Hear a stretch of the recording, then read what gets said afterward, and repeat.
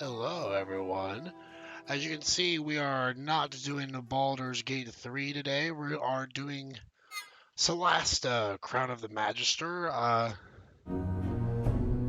which is a bit of a similar game. This is like 5th edition D&D here. Um, this is a game that was developed by Tactical Adventures. I have played it previously, and it's an even more faithful adaptation of 5th edition D&D than Baldur's Gate 3 is. So I figured we would give this a try and show you guys what it looks like. This is a bit more of a low budget game. The voice acting is not the best, so you kind of gotta look past that. Haven't had enough of Sweet Astarion though. Well, for now, I mean, Astarion's is pretty much done until we get the epilogue. I don't think he's had like any additional comments really until we beat the game, but we'll finish our Baldur's Gate 3 run with our dirge.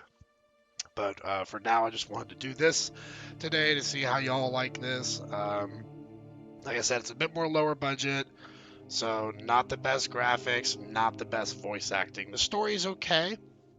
The story is one of the more better parts of it, but the part where it really shines is the gameplay, I think, because it's like true tabletop put into a video game, which is pretty nice. So we're going to start a new adventure here, but the first thing that you need to know when you're making a new game for this is that your entire party is custom. There is no companion characters. You are creating your party just like you do with a D&D 5e campaign. So we're gonna have to make entirely new characters here. So we gotta kind of think about what we want to do. So we got 4 characters to make. It shouldn't take super long because character creation is a bit more simple in this game compared to Baldur's Gate 3. So we'll go through it real quick. I think I want to do a gnome for the first person that we're gonna have in the party. We can either be a rock gnome, which is going to be your normal 5th edition D&D. Let's see, they get +1 Constitution, Tinkering, proficiency with Artisan's tools, or Smith's tools, whatever you want to call them. Can I help? Of course you can help. This is a group decision with chat. We get to decide what we're going to make. I know I want to do a gnome cleric, so that's one thing I'm set on.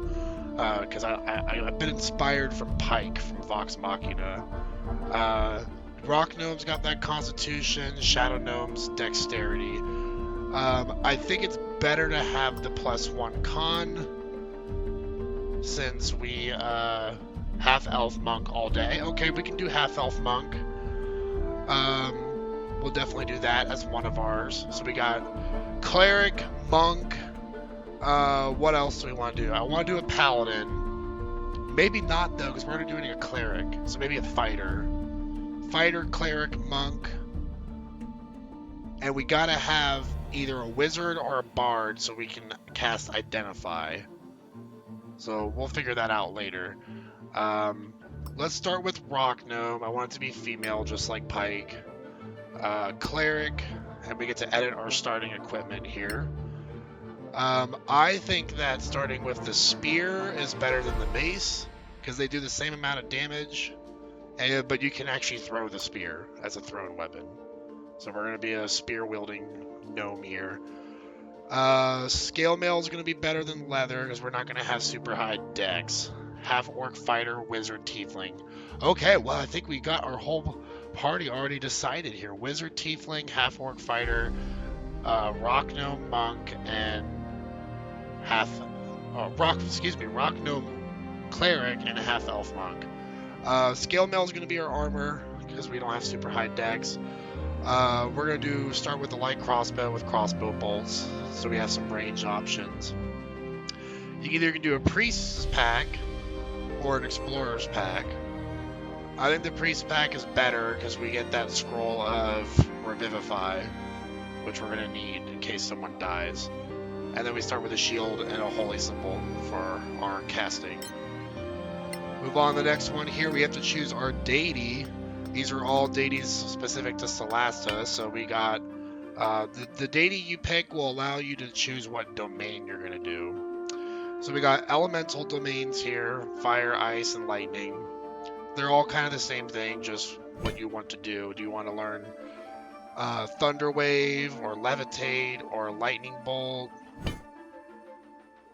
Well, I guess they all do it. It's just a difference between the higher levels here. Like Call Upon Thunder, or Call Upon Cold. But this gets Shocking Grass, Ray of Frost, and Firebolt, respectively. The Sun domain is going to give you Sacred Flame. Your target has disadvantage on the saving throw with Sacred Flame. You get the Light cantrip. And we also have the Battle domain, Law domain, Life domain. So if we really want to go like Pike, I think it's Battle domain. Hey! What's up? What we got going on? We got Life domain, Oblivion domain. Oblivion is like your Death Cleric, kind of. That was my first playthrough. Oblivion domain's very good because while camping reduces the chances of being attacked and prevents from being surprised. On a scale of 1 to 10, how much do you want a webcam for streaming? Oblivion! I guess we're doing Oblivion domain. Okay, shit. I would say like 7 or 8. It's pretty high up there. I mean, I think it'd be helpful to have a webcam for streaming. Okay, so if we're doing Oblivion domain, we have Maraike, or I think that's it. Yeah, so Maraike would be our goddess. The goddess of life and death, the patron of healers and embalmers, and the embodiment of universal duality. Traditionally, she is Arun's wife. Her cult consists of 2 orders, which we're looking at the Order of Oblivion, is an order of avengers and embalmers. Where evil tries to pervert the cycle of life and death, the order ensures that the culprits are dealt with and their undead victims return to their rest. Sound good? I think we'll do that. So now we get to pick our background. The obvious one, I think, would be Acolyte, but we can do any one of these, really. We're not going to do these ones because they don't have quests tied in with their backgrounds, the ones that have the little eye here. And I want to have each party member have a quest that's going to tie in. So, as a Oblivion cleric, I don't think we have martial weapon proficiency. Acolyte makes the most sense. That's what I did for my first cleric. It does make the most sense, but I also feel like it's kind of like stereotypical, I guess. You know, like I'm expecting it in a way.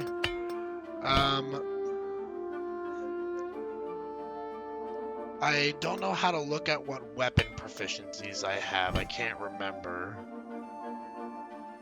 Because I'm pretty sure the Oblivion Domain cleric doesn't get martial weapon proficiency. There's bonus proficiency with heavy armor. And if we go to battle, I think it also tells, yeah, martial weapons. So what I'm going to do is we're going to do Oblivion Domain with Maraike here. And I think I'm going to go with the Lawkeeper background so we can be proficient with martial weapons. So we get to pick personality traits here. Well, with shadows and such, why not like a spy or some such? Spy would be good. I just really want to get martial weapon proficiency on her, so that way, like, you know, she can wield a great sword and stuff. So I think we're going to stick with Lawkeeper for her, but we can do like spy on our monk maybe, or we could do acolyte for the monk, because that'd be very fitting for the monk as well. I think we might do acolyte for the monk. So she can either respect authority, a tendency to enforce rules and beliefs with authority and leadership, violence, a tendency to solve problems with violence even when there are other options, lawfulness, tendency to follow rules, laws, and order rather than chaos, and pragmatism, a tendency to value practicality over principles. I definitely think lawfulness for one of them. Should we do lawfulness and authority, or violence, or pragmatism? What do we think? I think we'll go for lawfulness here as well to really make sure she's... I envision her being one that really wants to respect the rules of the land. Pragmatism. Okay, so lawfulness, pragmatism, and let's do a third one. Greed, no. Egoism, nah. I think altruism would be one for her. And she's going to have casual dialect. This character speaks like most folk do, neither overly formal, nor overly colloquial either. So we're going to do... We either do dice rolls or point buy. What do we think? If we're going to do dice rolls, I don't want to scum them too much, like just spamming it over and over again until we get 18s on everything. But I want to make sure we have a good array. 2 positive traits and 1 negative. Rolls? Okay, rolls. So let's... Rolls, okay. Yeah, because I think we're getting tired of all the point buy from Baldur's Gate 3. Roll them dice! Okay, so what we're going to do is I'm not going to accept it unless we have like a 16, 17, or 18 as our highest. Because if we went in with this, we would die. 13 is our highest roll. That's trash. No, we're going to keep re-rolling until it seems like it's a fair spread. 15, 15, 15, 12, 11, and 11. That's not bad. Not by any means, I don't think. I still want to get like a 16 though as like an option so we can have like a 16 wisdom right away. 17, 16, 14, 14, 13, and 7. One more again. Okay, I think we'll go with this one. We're going to have a -2 in something. But what we're going to do is I think we're going to push. So we got +2 to intelligence and +1 to con. We're going to give an odd number to constitution so we can push this up. She's going to have very high constitution at 18. 16 wisdom. 14 strength. 14 dex. We are proficient in charisma saving throws. So I think we should have this 13 in charisma so we at least can make use of that. That's balanced. I like that. Make it charisma. Make what charisma? The 13? We're going to do 13 in charisma. And then 7's going to go in intelligence. So she's going to have a -1 to intelligence. That's pretty balanced. We're going to stick with that, I think. Now we choose our class skills. We get 2 that we can pick from. Of course, I think we have to do religion. That just seems to make the most sense. Medicine, maybe. Allows us to stabilize a dying companion better, diagnose an illness, or craft healing potions or an antitoxin. We're not going to need to use insight because I have a setting on that pretty much makes it so that we can always see what the % chance is on succeeding a persuasion check, and that's what insight does, is that it like rolls insight to see what you're... I find it annoying, so insight's kind of unfortunately useless as a skill since I disabled that. There's a lot of custom settings you can do in this game. So I think it's either religion and medicine, or religion and persuasion. Are we thinking medicine or persuasion? Because someone's got to have high charisma. Because we got a monk, wizard, and a fighter, right? Is that what we said? So no one in that spread is going to have high charisma. Medicine? Okay. We'll have to make someone charismatic. Languages. So we got Draconic, Dwarvish, Elvish, Giant, Goblin, Halfling, Orcish, Terran, which is it's Elemental. You can speak primordial language spoken by creatures from the elemental plane of Earth, and those otherwise related to the Earth in some way. Or the Old Termarian, an ancient language originated from Tirmar, the lost world of humans. It has been protected and transmitted since the Cataclysm. The wizard should have high charisma. Well, they're going to have high intelligence, too. So they'll probably have like strength as a dump stat, I'm guessing. We'll get really low strength on them. I think they should, the old Tumarian should go on the wizard, because they're the ones that would study like old lost languages and stuff. For our cleric here, the last one in language, I like the last one, but I think it makes more sense for the wizard to have it than it does for our cleric. So we'll give the old Tumarian to the wizard. I kind of think that we should have. I like the idea of a gnome that can speak to giants. So we're gonna do giant. Gnomish, giant, and common. We're gonna have light. Definitely is very useful in this game. Guidance is not as useful in this game as it is in Baldur's Gate 3. It is kind of funny. A little gnome speaking to a giant. So in this game, unlike Baldur's Gate 3, you cannot cast guidance as a reaction. You have to cast it ahead of time before you do dialogue checks and like lock picking and all that. So you have to like actively be using guidance instead of just clicking it as a reaction. So I tend not to actually take guidance that much in this game.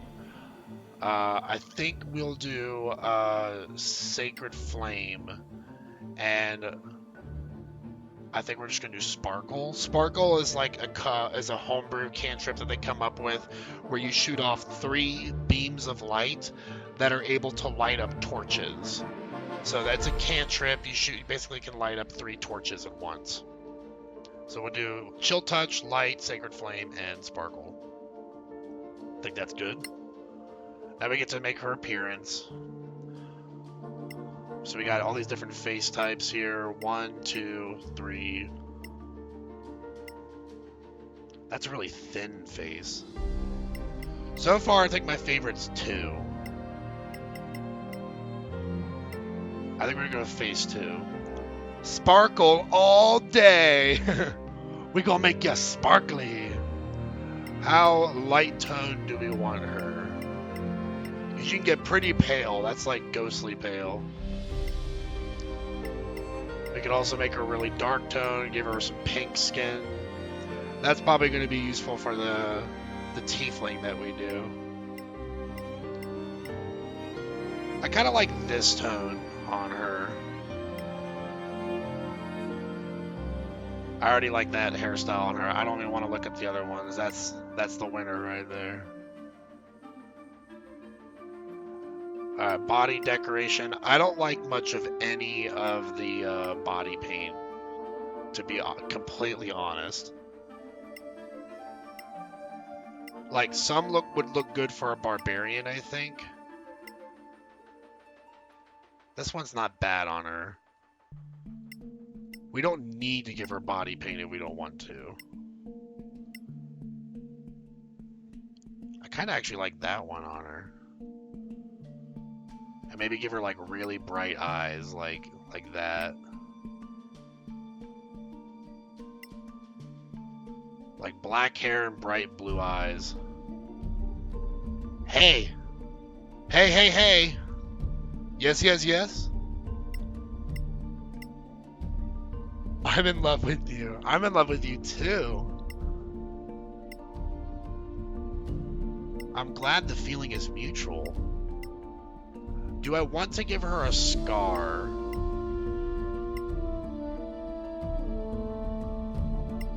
Because I feel like with the scar, it kind of makes her face too busy. You know what I mean?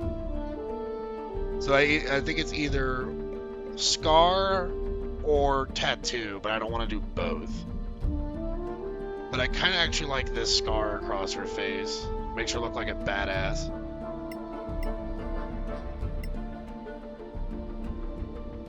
That one's not bad.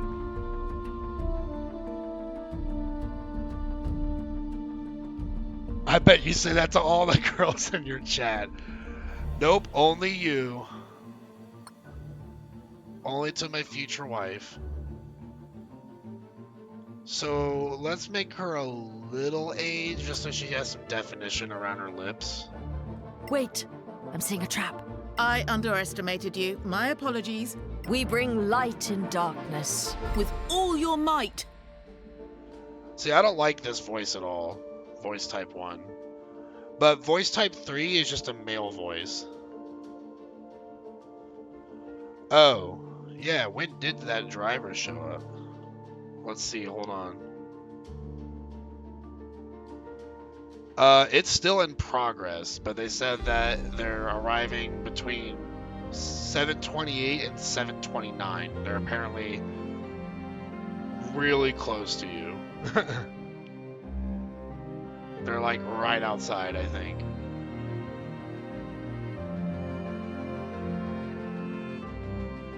I really hope that I put in the right address. Let me make sure.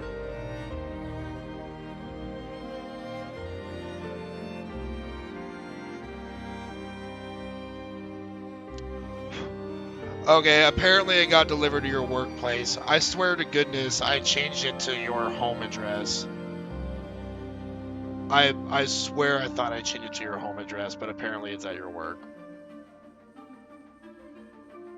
Oh, what? It's at... Okay, I'm just confused now. So now it's at your home?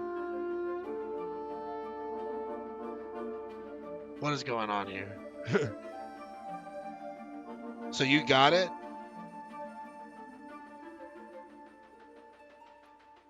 Okay. Well, now it told me it delivered to your work address, so I'm confused. But if you got it, you got it. So, okay. I was about to go into like a slight panic there. It's so cold. Okay, we're going to stick with this voice for her and finish her up. We got to give her a name. Let's think of some good gnome names. Female gnome names. Oh, phone. Okay, let's listen to the voice message from my beautiful girlfriend. Yes, here I got it from Walgreens. It's So, yeah, I have it. I love you very much. You are the bestest in the world. Ever. You're amazing. I love you too. Okay, gnome name generator. Zangrim Fizzle Speck. Or Fizzle Peak. Yeah. Carlin or Ella? Okay, we're doing Ella. Fizzle Speck. Perfect. She's done. Alright, next character. Let's do the half-elf monk. She's also going to be a female, which means we're going to have a male tiefling wizard and a male half-orc fighter. Where's our monk? There it is. I'm blind. Either short sword or quarterstaff. I think we're going to do quarterstaff. Monk outfit, dungeoneering pack, or explorer's pack. They're kind of similar. We'll do the dungeoneer's pack. Okay, she's gonna be an acolyte. So we got lawfulness, altruism, caution, or violence. I like to think caution. They're very, you know, aware of their surroundings.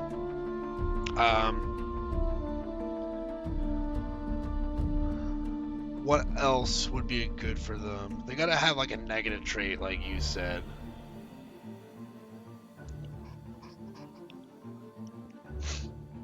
So I think we maybe like ego, like they have like kind of like a high ego. And we'll also do altruism.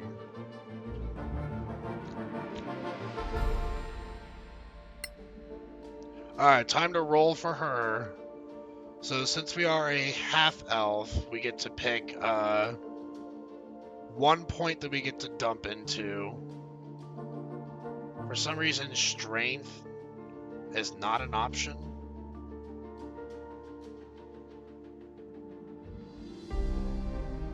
Or intelligence. Why is that? Oh no, this is just showing our most important stats. Kaylin Stormwind. Okay, we already know the name. So yeah, Monk's most important stats: Dex, Con, and Wisdom. I think the Dex would have to be like our +1, and we'll do +1 in Wisdom also.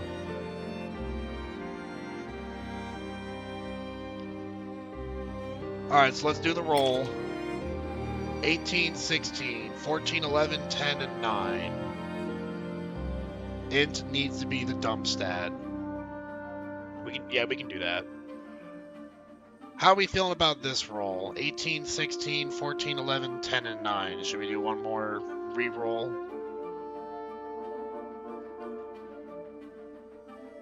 That's kind of evenly spread, I think. Keeping this one or re-roll? Stay? Okay. Stay, stay, stay. Okay, I'm hearing stay.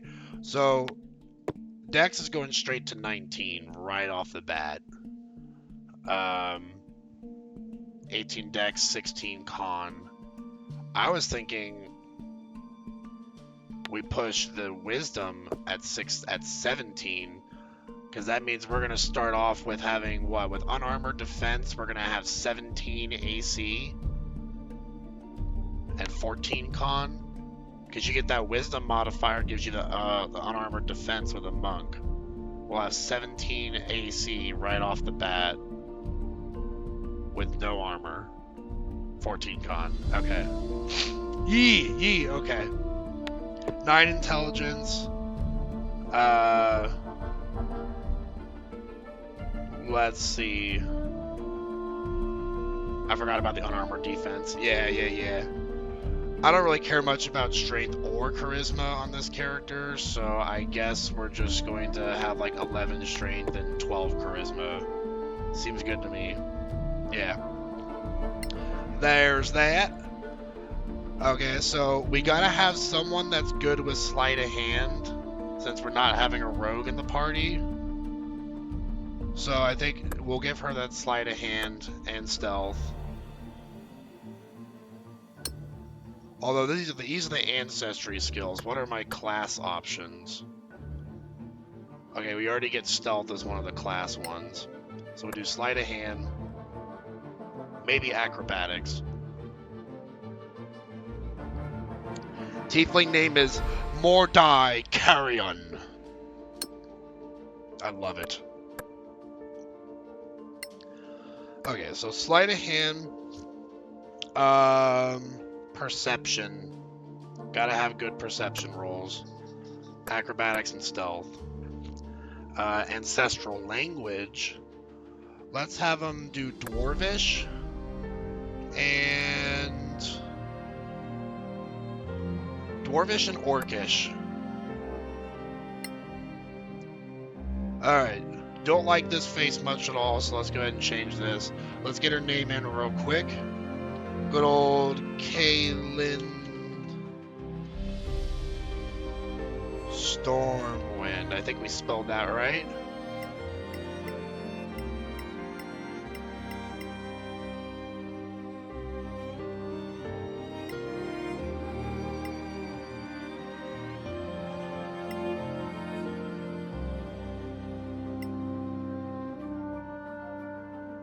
I don't mind this face that much. We'll keep face 5 in mind.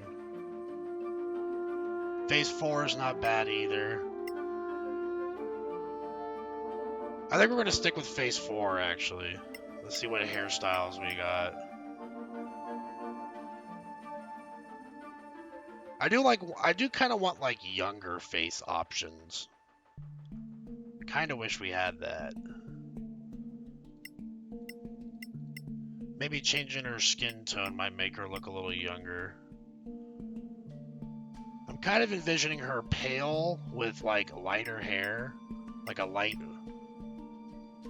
like, brownish red, maybe.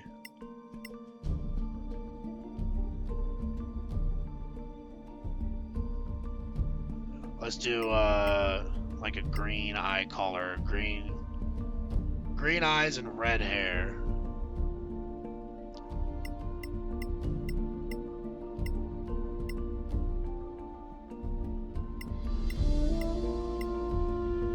Does our monk have scars? Half-orc's name is Krusk Bursk. I love it.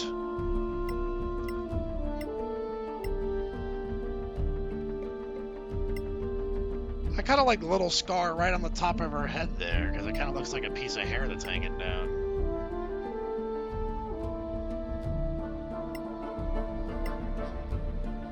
Do we want any, like, facial tattoos on her?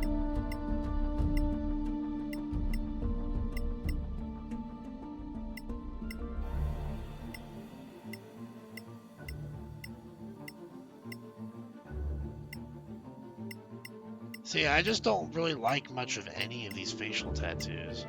I don't think I want to put any on her. Warm clothes, she said. How much physique does she have? I think about right there is good. I'm not going to age her up any because she already looks like middle-aged to me. We could also write in your backstory too, but I'm not going to go to that length right now and do all that. And select your pronouns. Look at that. I think this is pretty good. Alright, that's Kaylin. Kaylin's done. Let's move on to the half-orc. Half-orc fighter. We're gonna go with chainmail. And we can pick between any one of these. I kind of want a great axe. Because it seems very fitting for a half-orc.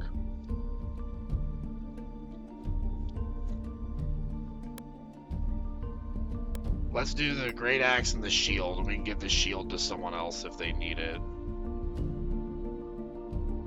Light crossbow and an explorer's pack.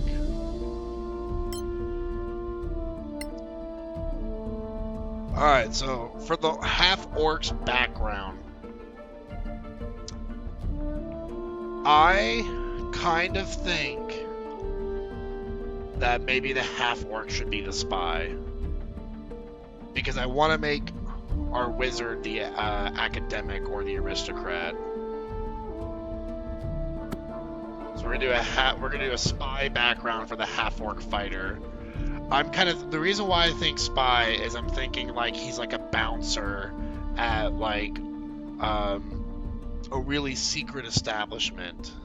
Half-orc is a fighter. He is a fighter, but we're doing our background right now. So he's still a fighter right now. I picked fighter, right? Yeah, I did. Wanderer? Could do Wanderer. Wanderer doesn't have a quest associated, though. So I don't want to... Actually, I don't want to do Wanderer, because I want them to all have quests associated with their background. Spy does have a quest, so I think we might stick with Spy. Sellsword?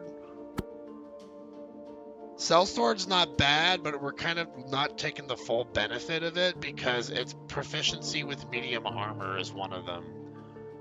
And it's like, we already have medium armor proficiency and heavy armor proficiency for being a fighter. If you want to get really busted, sometimes I give Sellsword to the wizard because then the wizard can just wear medium armor. Spy is good too. I think we do Spy. I think he's going to be violence, of course, greed. So he's got a lot of bad traits. He's not a very nice guy, and cynicism. He's kind of the dick of the group.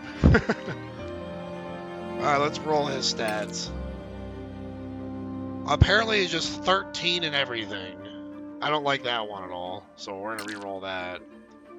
16, 16, 14, 12, 10, and 9. That seems pretty balanced to me.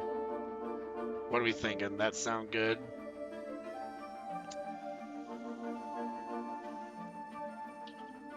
Woo! little bit of an ember on that cigarette there. Ooh. I think we're going to stick with this one. We'll push that strength to 18 right away. 17 in Constitution. 14 Wisdom. 12 Dex. 10 Charisma. 9 Intelligence. Seems pretty good to me.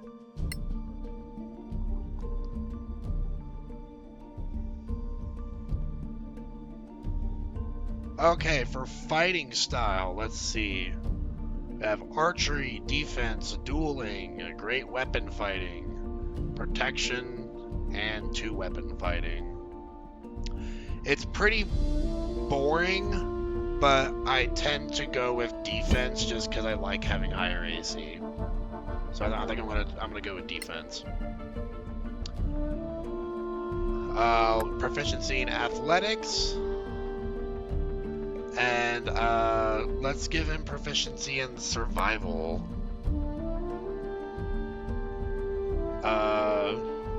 Let's see, for our languages here.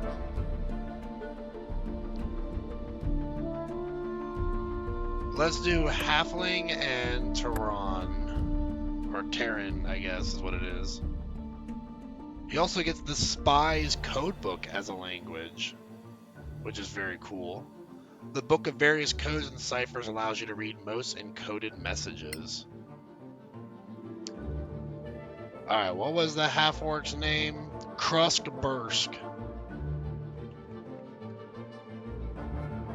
Am I even saying his last name right? Oh, you don't have a last name as a half-orc. Because I guess, you know, you don't have a clan or anything. So we're just Krusk, which is fine.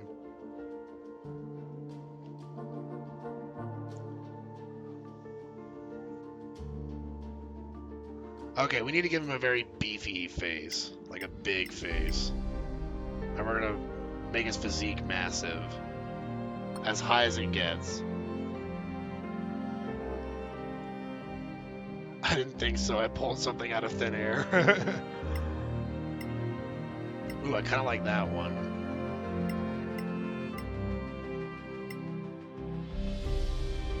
I like phase 4 and phase 2. I think we're going for phase 4.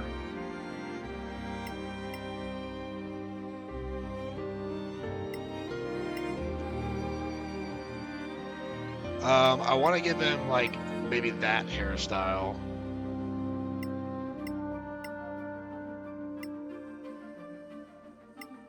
He's got to have a big beard.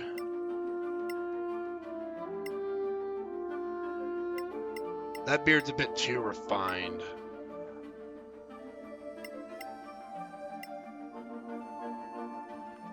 That one's not bad. Kind of hides his teeth, though. His teeth are like poking through his mustache.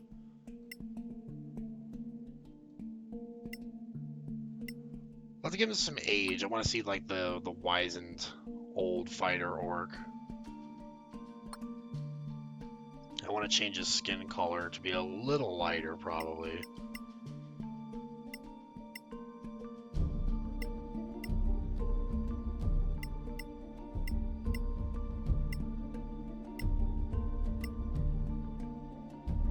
That's like a gray orc there.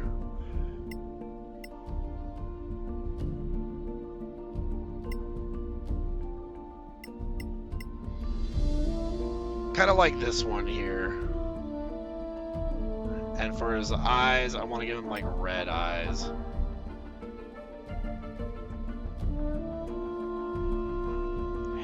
Let's see, hair color, I want like graying probably.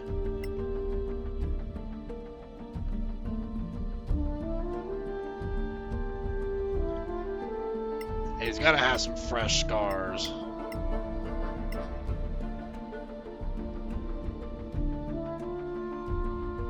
I thought we said cautious. Hold it! Hold on! You never stood a chance. You're not too rusty. There, we do that one there. Any body paint? This might be the only... Yeah, that looks pretty good. That's like... I was going to say... Playing as a half-orc is like the only one where I'd want some body paint on him. And I believe that right there is Mr. Krusk. On to our last one, our Tiefling Wizard. Alright, so let's give him a dagger. I prefer dagger over quarterstaff on wizards. Component pouch, scholar's pack, all that seems good to me. He's gonna be an academic. And I think he is going to be very high in his ego.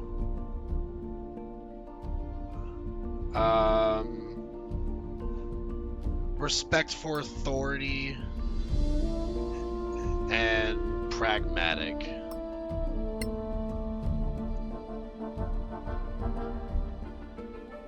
Alright, let's roll his stats here. I don't like that spread. That one's okay, it's not catching my eye. That's pretty good. I think we'll stick with that one. So of course, intelligence has got to be the highest one. We could maybe actually give that, because he's already going to have a 16. So we can give him 16 here and 16 Constitution, so he's not like taking a ton of damage as a wizard. 14 Dex. 13, 13, and 10. So he might actually be the one that's doing some persuading in the group.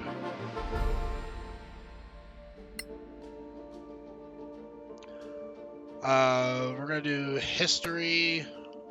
I guess we can't pick any of this as proficiencies. History and investigation's not really used in this game, so I guess we'll just do history and religion. And Ultimarian. And let's have him, like, speak to goblins. Yeah. Alright, so we're gonna need mage armor for sure. But we're doing our cantrips here first.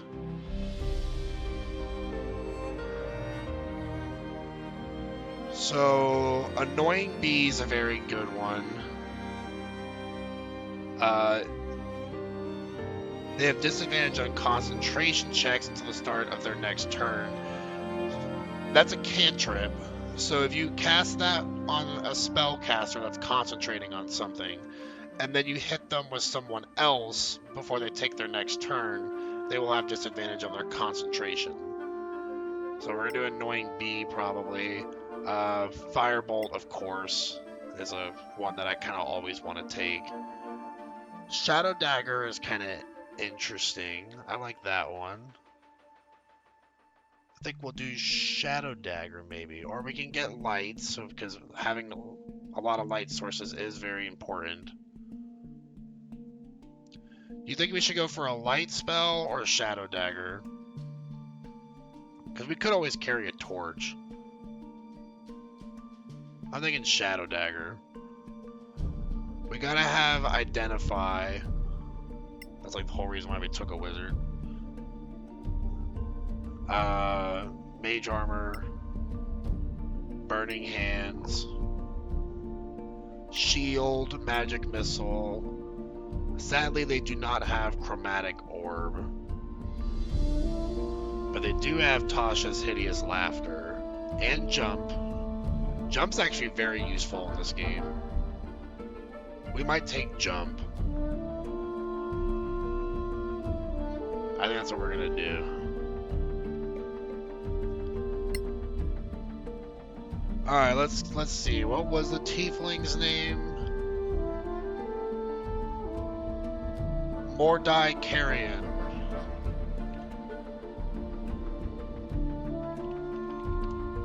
Alright, let's get his face together. He is a wizard, so he is kind of thin.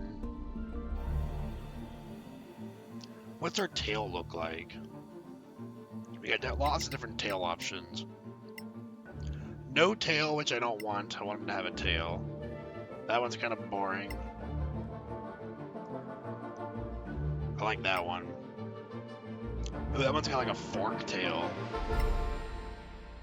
That's your typical devil's tail there.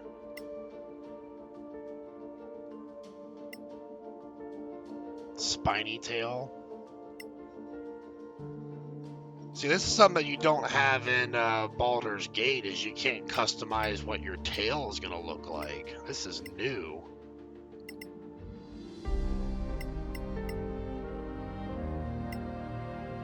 I kind of like the second one for like the ridges on the back. That looks nice.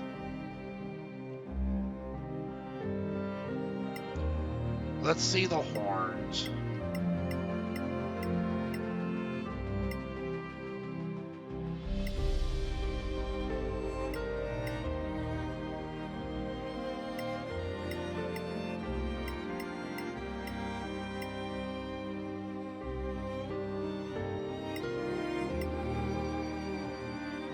I kind of like this one, to be honest with you. We gotta find a face that's fitting.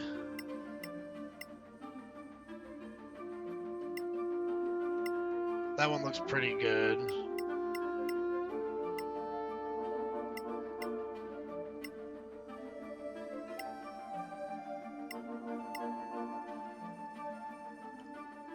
Ooh, I kind of like that a little bit.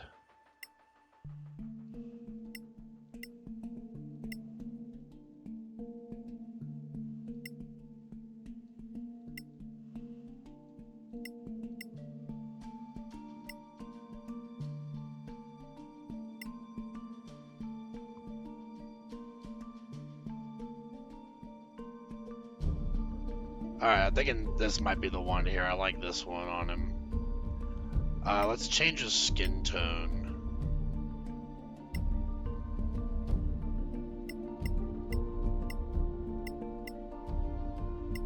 So we could go for like this kind of tone, like a Mephistopheles kind of tiefling, or we can go for like an Asmodeus with like the red tones.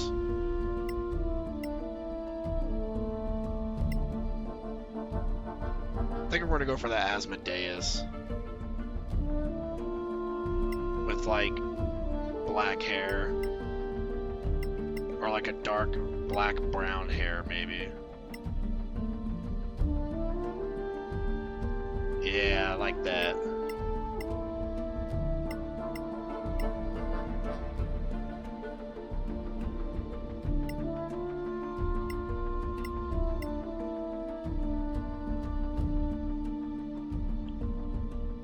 This might actually just be the damn best looking tiefling I ever made. At least in this game.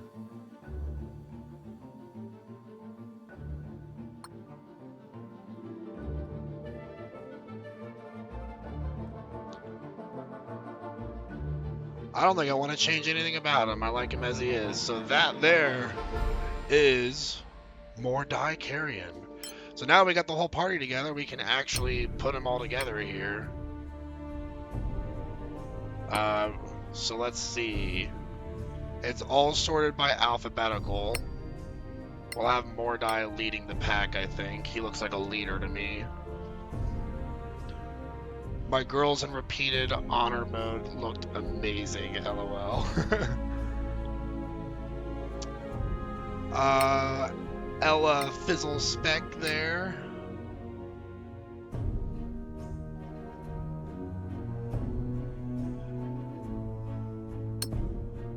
Actually, let's get the monk right next to him, and then we'll get half orc, and then Ella Fizzle Speck will be at the end. There's Krusk.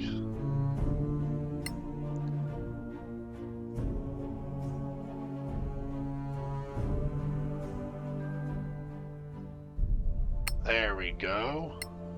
Alright, and we will start the game now. I'll let this intro play out so we can hear the lore of the game.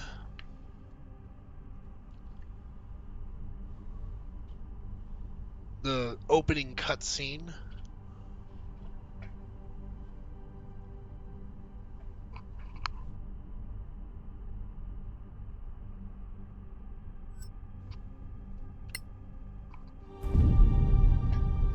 Before the Cataclysm, there were no gods on Celasta. No humans either.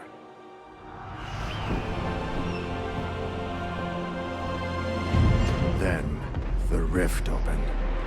Some say it was a magical accident, or the work of an evil god. No one knows for sure. The Cataclysm destroyed the old High Elf Empire.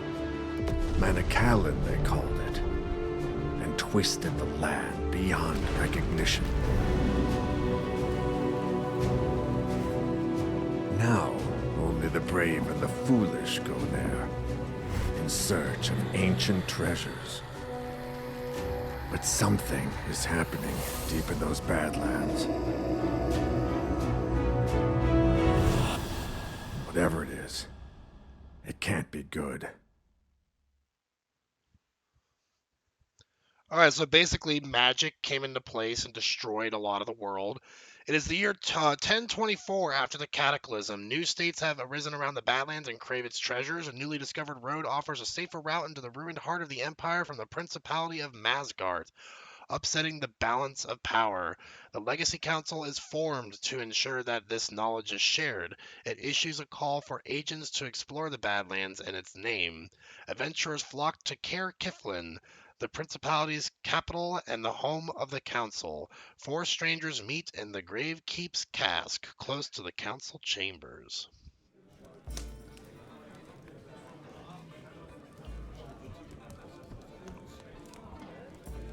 This beer tastes like donkey piss. Not that I'm complaining. Is this the place for the Legacy Council job? Hope I'm not too late. Ran into a bit of trouble on the way here. Sid, relax. Perhaps you'd enjoy a pint of this obnoxious ale. If you're here for the council job, get in line. Though if this Lord Karen doesn't show up soon, I may go looking for him. Another round, barkeeper. 4 of your finest flagons of donkey piss, please. Something's wrong with her mouth. Looks like you've been waiting here a while. Not the best Indeed. facial animations, You but mentioned something about you learn some to trouble. get used to it, I Would you think. care to elaborate? Well, I was making my way here when 3 bandits leapt from the bushes with crossbows. They dragged me off to some decrepit prison and tossed me in a filthy cell that smelled of rat piss. Don't know what was holding the place up.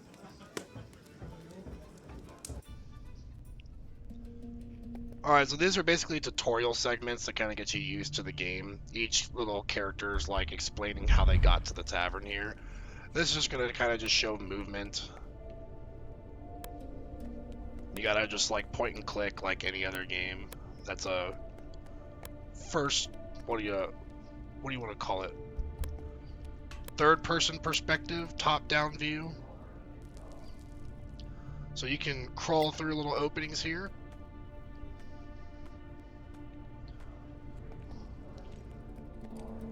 Here's where we can loot things. I got a torch.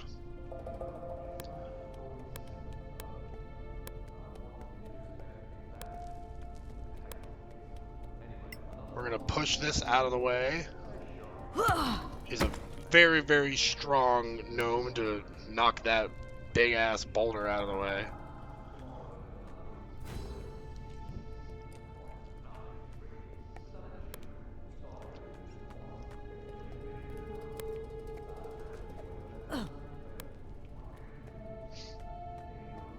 So if I have a high enough athletics check, I could jump directly over there, but because I don't, it says I have no path to the destination. So we'll just have to take the long way around. We're gonna knock this down so we can cross.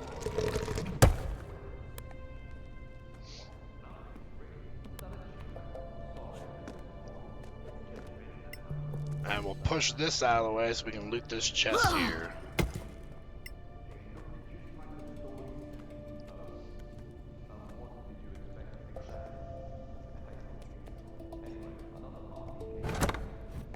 And we got a health potion. We get to keep that when we leave the tutorial. So it's nice to kind of loot around this place so you're a little well set for the adventure ahead. And we're going to knock this down and just take care of all these bandits in one go. Their bodies aren't even anywhere to be found. I guess they got turned to dust. We bring light in darkness. And there's our gear. Looks like Ella's starting with 12 HP and 16 AC. Pretty good HP to start with for a cleric, if I do say so. Nice move. That trick with the wall. Glad you're no worse for wear. This council needs to get organized. They have no right to keep us waiting like this. Have another ale. It's not like you have anywhere better to be. I have a tale to tell as well. I too was attacked, but I put an end to my enemies with blood and pain. Let's hear it then. Don't be shy. Now that sounds like a half-orc to me. Blood and pain. So here's our combat tutorial.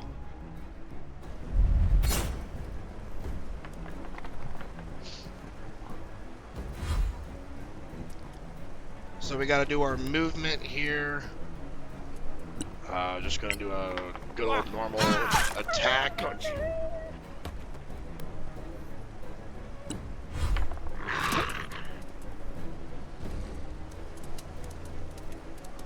We are fighting wolves. So many wolves.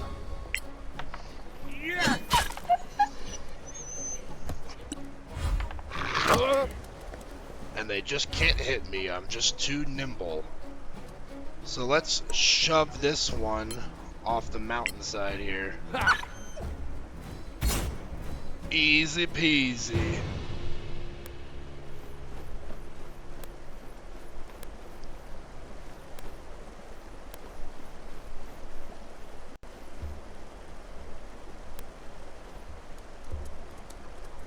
It looks like another wolf is coming for more.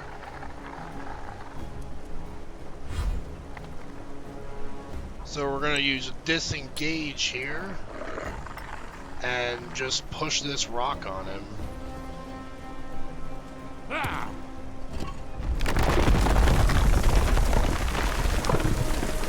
Well, that was quite an effective rock push, I think. What a bunch of namby-pambies. You're lucky you weren't attacked by Sorax. Shut your gob, or I'll shut it for you. The Badlands are thick with them, shape-shifting bastards. Go easy on him. He's just a harmless old drunk. Probably saw lizard folk or dragonborn or something. You think I don't know the difference? All those spines on their backs, those jaws. It's a weird You've camera never seen angle. anything like it. Not lizard folk, not troglodyte, not dragonborn, I'm telling you. No one believes in Sorax anymore. Oh, except the Church of Einar, of course. There's a Sorak under every bed if you believe them. Easy now. Don't mock people for their faith. Read them books. We got a cleric Sorax of are Marike, masters I of think, deception, so we don't care about infiltration. mocking the Anyone Church here of could be a Einar. Sorak. You'd never know. Oh, come on. You'll see. So, anyway, Sorax might be legend, but orcs are quite real, and not just in the Badlands. I stumbled across a secret settlement right here in the Principality. What? I traveled here from the east and left the main highway, hoping to save time by traversing the hills. The views were magnificent, but I should have kept my eye on the path, because it gave way beneath my feet, plunging me into Stygian darkness. I like how the tiefling speaks. That's gonna leave a mark. Ow! Only 3 HP, we're screwed! Nah, we'll be fine. A lot of light source here.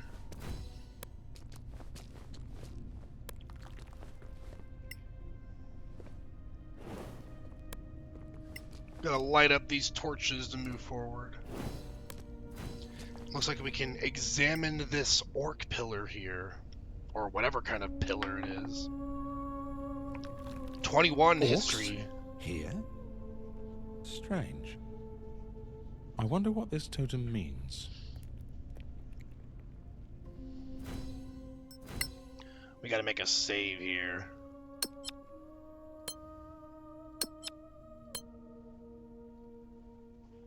I guess Mordai is the leader, so we'll just make it right there.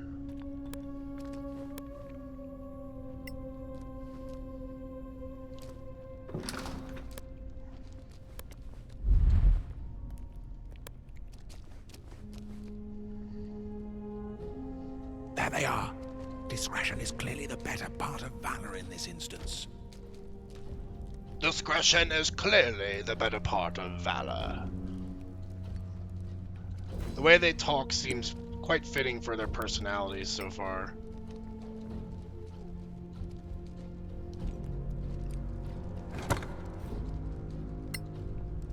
Alright, so here's the sneaking tutorial.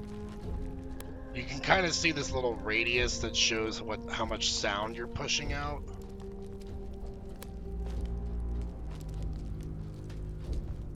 Elevation does help since we're at a higher level. Probably want to put away our light source though.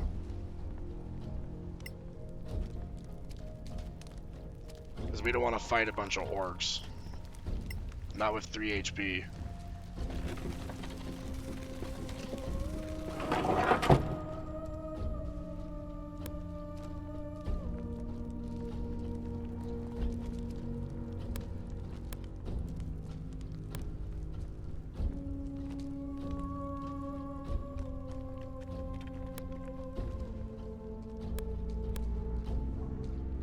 Alright, once we pass this area, I think we can stop sneaking to kind of speed things up a little bit, because they won't catch us here.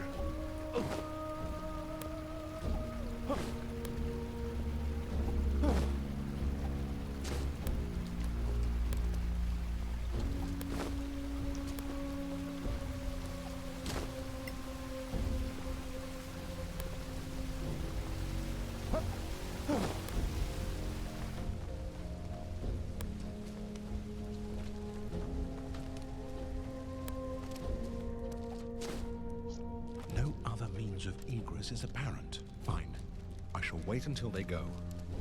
These creatures do hunt, right? No other means of egress is apparent.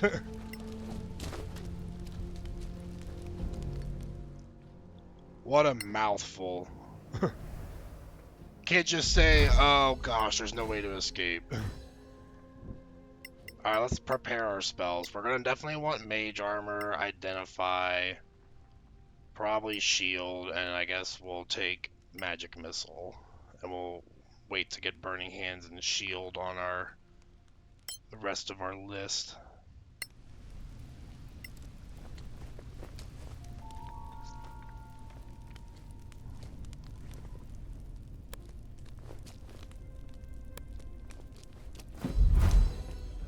I would have slaughtered every one of those green-skinned monsters. Orcs have a very distinctive stink. Hey, excuse me, We I'm should a bill half the orc. council for all this wasted time. We've all told a tale of our travels here. All but one of us. Yeah, but I have good reason for that. It's none of your bloody business. You can't have a true friendship without trust. What are you hiding? Fine. You want to know the truth? I stopped on the way here to visit an old friend of mine and discovered he was up to his eyeballs in debt with a loan shark. Oh, that's not good. Indeed. He put up a family heirloom as collateral and wanted me to reacquire it. Because, you see, I can be quite stealthy when necessary.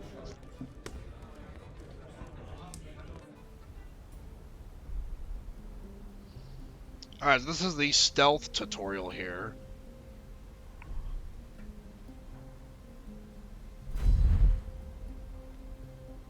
So we'll hit cautious, so we are stealthing around.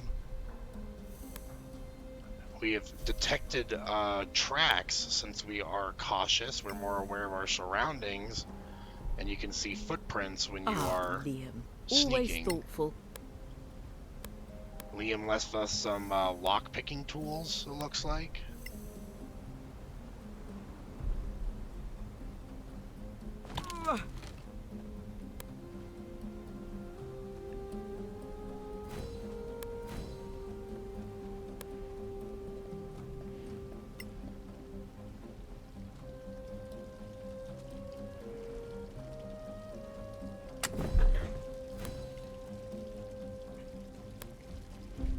Just gonna make sure we don't get any combat here. Goal is to stay safe and not wipe out this whole camp.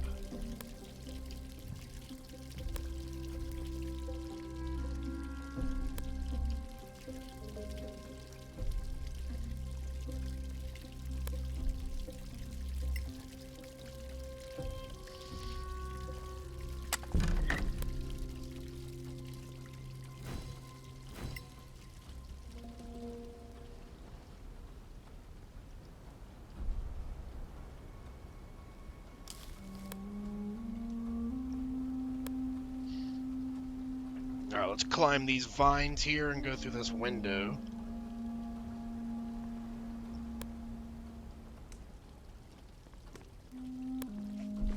Everybody freeze. Looks like we have detected a trap. Let's see if we can disarm it without hurting ourselves. Very nice. Must have a DC of 10, I'm guessing. Another trap. Such an idiot. That one got us a little bit.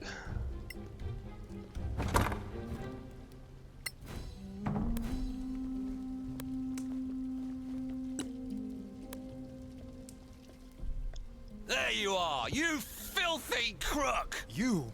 What? You're drunk. Get out of here before I kill you. Think you scare me? Not anymore. A grave mistake.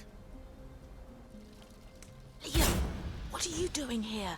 I told you I'd take care of it. Alright, well this is introducing how sneaking works in combat. We can throw some darts as a monk.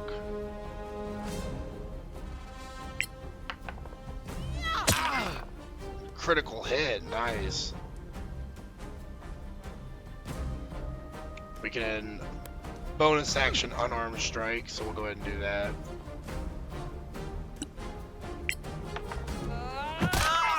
I will kill you. Sick roundhouse kick there. Are you four here to see Lord Karen? Alright, so we can have any one of the party members answer.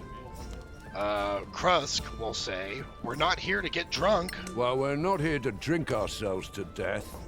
Well, thank you for making that clear. Well, if you're here for Lord Karen of the Legacy Council, that would be me. We should get paid for waiting. Fine. I'd like to present you with a bill for the time we just spent cooling our heels. Feel free. The Council's bursary enjoys a good laugh. Can you tell us more about the job? Well, I suppose it's better if you know what you're doing. What do you want to know? Let's talk about the Legacy Council. We hear this is a mission for the Council, but what is it exactly? Dear Mareike, you don't know? I'll try to make it simple, but you know, politics. The Council includes representatives of the most powerful and influential organizations in the Eastern Kingdoms. It was created to lead a joint effort to explore the Badlands. What are the Badlands? What are the Badlands, really? Simply put, they are a monster-ridden, chaotic wasteland that used to be the elven empire called Maniculum. It was destroyed about 1,000 years ago by the Great Cataclysm. Now, only ruins remain, full of forgotten knowledge, riches, and dangers. Lots of money to be made. What are the Eastern Kingdoms? Which countries make up these Eastern Kingdoms? Simple. The Principality of Masgarth, here, is in the middle. The Snow Alliance lies to the north. The Kingdom of Galavan to the east, and the New Empire to the south. All friendly, more or less, but the peace is fragile. What organizations are there? What are the organizations you mentioned? The Council is, how to put it, a non-governmental organization, meaning that state governments are not represented to avoid partisanship. Instead, there are delegates from the Guild of Antiquarians, the Tower of Knowledge, the Arcaneum, and the Circle of Denantar, and the Church of Einar guarantees fairness, led by Marshal Beric Sunblaze and Oathkeeper Lyra Keen. Alright, we know enough. I think we know enough now. Thank you. Let's hear about the Principality of Masgarth. What can you tell us about this place, the Principality? We don't exactly have the time. Anyway, the Principality of Masgarth is ruled by Princess Kaiwood Silverflower. We are a wealthy state with fertile lands and the easiest access to the Badlands through a pass called the Copperhead Road. We're in the capital, Caer Kiflin, which was once part of the ancient Manicalan Empire of the High Elves. Hence the magnificent elvish buildings up there in the High Town. While we don't have a state religion, all of the major faiths of Celesta are represented here, though we tend to favor Einar, the god of valor and fidelity. Are you our employer? Are we going to work for you? Not exactly, no. I'll be your contact with the Legacy Council, which you will serve as deputies. That's why we need to go there and get you sworn in. I think we're all good now. We should go, don't you think? Very well. Come, gather your things. You're late for your swearing in. Hurry up and wait. The story of my life.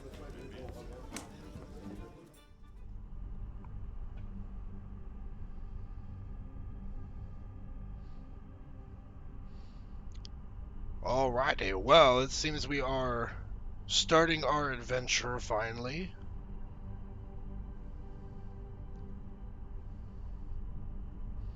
Once it's done loading. Usually the load times are not this long in the game, so I think it's just doing that first initial big load with all of our gear and everything. So let's start by casting mage armor, because we're going to need that. Arcana, Abio, Clipe.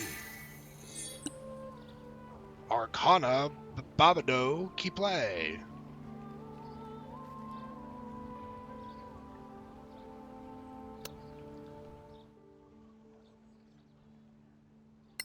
Let's go ahead and read these little manuals that we get from the start of the game. It's a manual of crafting healing potions, magic missiles. Looks like everyone's got some health potions. Well, not everyone, but most everyone. Crafting manual of basic poison, so we want to craft some poison, we can use that.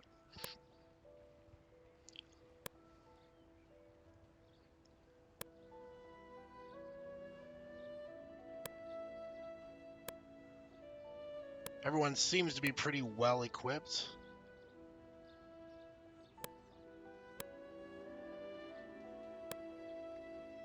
Might give like one of the big potions of healing to Krusk though.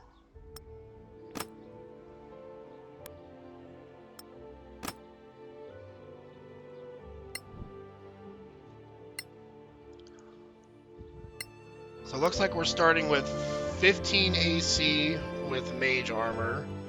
Music is still pretty loud even though I turned it down, so we're going to turn that down even more. Like 32% maybe.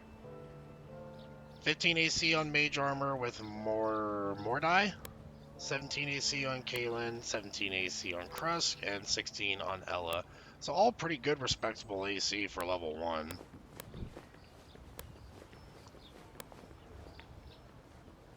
Oh, whoops, I don't have the whole party traveling with me. Come now.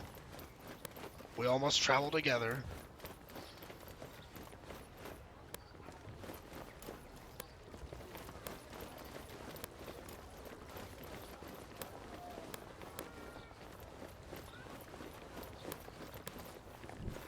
This place is magnificent.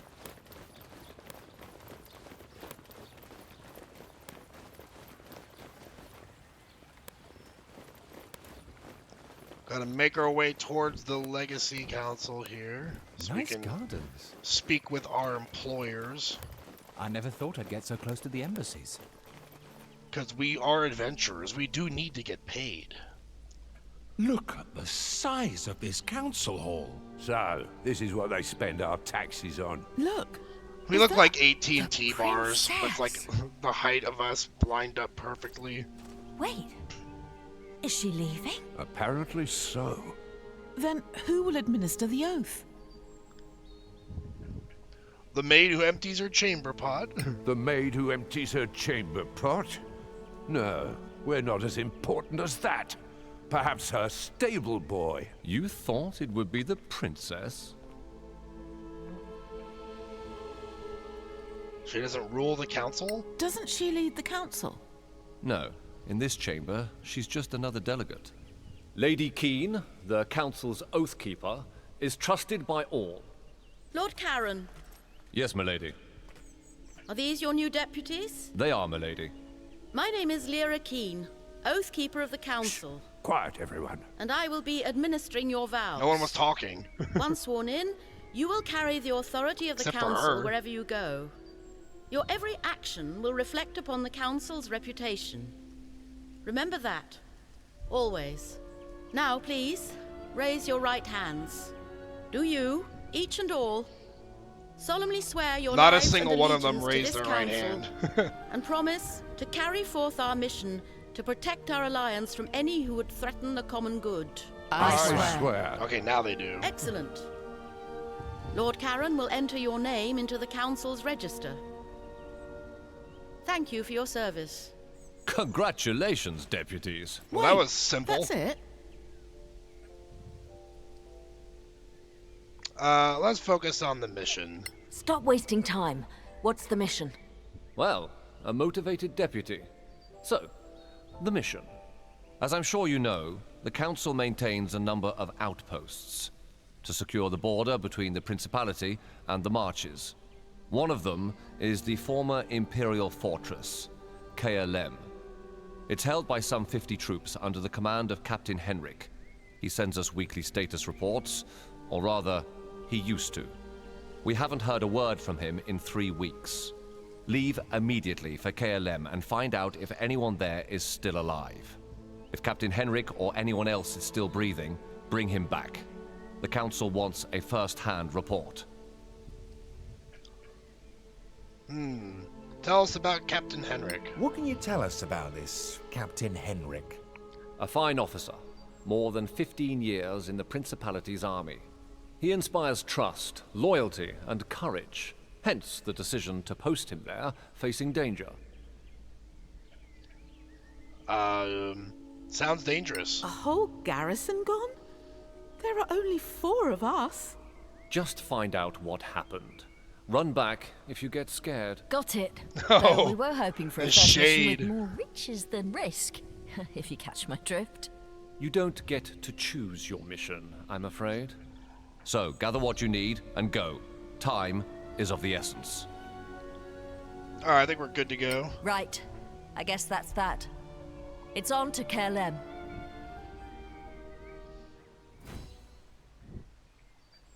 Alright, looks like we are due for our first level up, so we gotta go to an inn and long rest.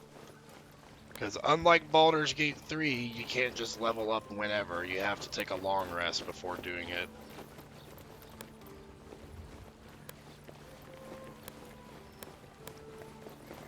I think the level cap in this game is also like level 16 or something. But usually you won't get there before you finish the game. I think I usually tend to finish the game at like level 14 or something. But we are on our way to hitting the grand level of 2. Let's talk to the innkeeper here. Hello, adventurers. What can I offer you? Your beer tastes bad. Your beer is terrible, and that's being polite about it. What? What? I've never had any complaints about the beer before. Maybe your palate is not refined enough. Oh, yeah. Let's get a room. We'd like to stay for the night. Sure. Just walk up to the suite and settle in. A suite? It's more like a large bedroom, really. But you know, this is the capital city. First we complain about his beer, then we ask for a room. How rude of us. Alright, let's level up.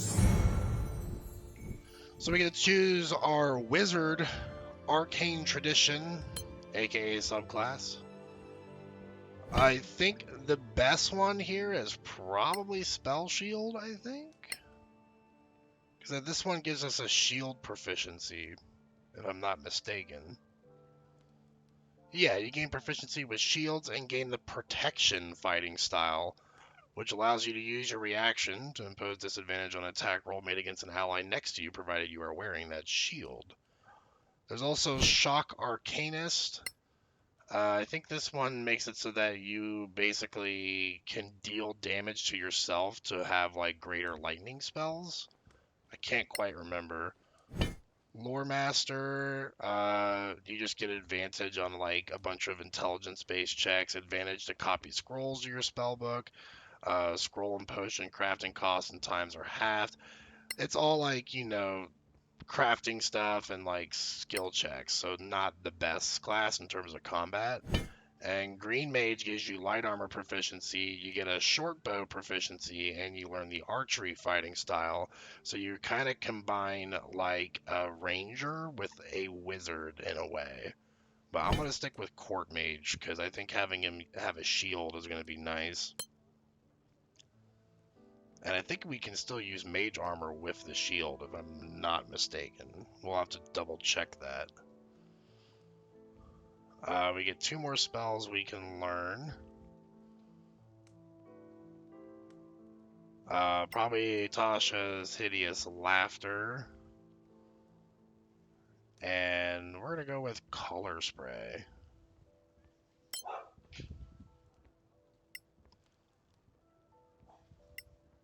So we can get Shield or Burning Hands. Let's go with Burning Hands, I think. We'll still save Shield for later. Not much to do for the Monk level up. We just get Step of Wind, Flurry of Blows, and Patient Defense, and we get that increased unarmored movement. Crux is getting Action Surge. That's about it.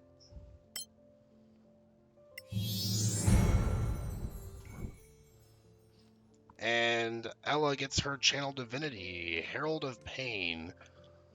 Cause pain to enemies within 6 cells. Enemies failing a Wisdom save receive 1d8 necrotic damage and are poisoned. While camping, reduces the chance of being attacked and prevents from being surprised. So yeah, that's kind of why playing as a like Death Domain or Oblivion Domain cleric, I guess they call it, is very useful because you never have to worry about getting surprised while you're sleeping at camp. Let's do Healing Word, Bless, Guiding Bolt. Probably like Shield of Faith. And maybe we do Detect Magic as a ritual. Or we could do Protect from Evil and Good.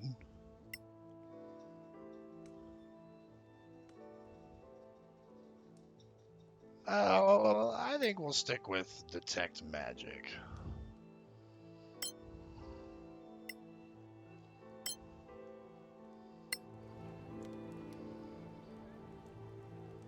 Alright, so let's see if we are able to use Mage Armor with a shield, because that's what I want to know right now. Arcana, Abio, Clipe. So there we go, 15.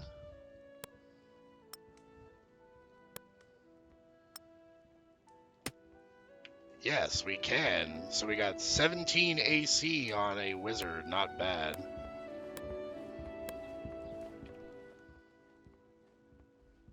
Alright, and as we can see, we got 2 key points here with Kaylin.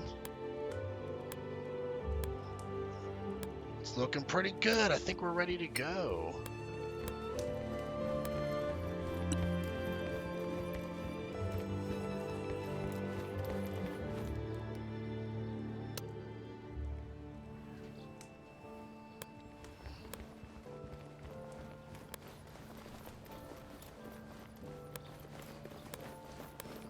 do got a merchant that wants to speak with us. Hello. How may I help you? What do you sell? What do you sell here?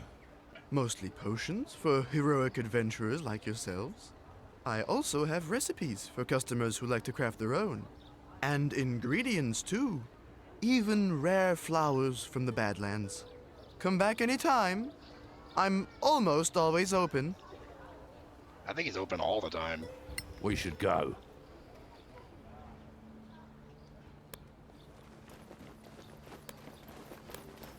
This merchant also desires to speak with us. Welcome to Gorim's Emporium.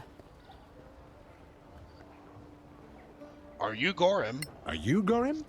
That's me, the one and only. So what do you sell? What do you have to sell? Everything you'll need for going out there into the Badlands. Food, ropes, torches, and of course armor and weapons. I also have some other stock like remedies and antitoxins. That can come in handy. Ever heard of deep spiders? Well, we do have to buy some rations for the road. So we'll buy 4 of them. There's probably a few things that we can probably sell right away to make some extra coin. Like these common camp garments.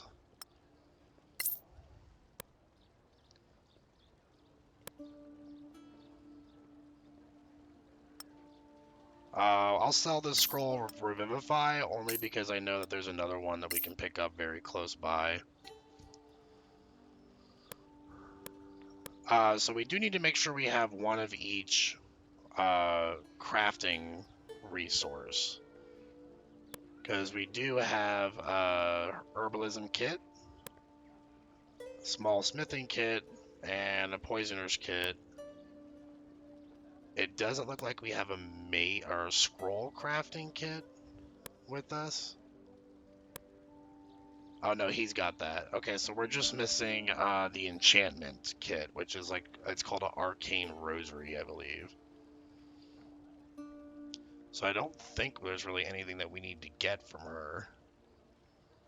Unless we want to just give a morning star to Ella, since she's got that martial weapon proficiency. We could do that. I think we'll go ahead and give that to her, actually. I like a good morning star on my clerics.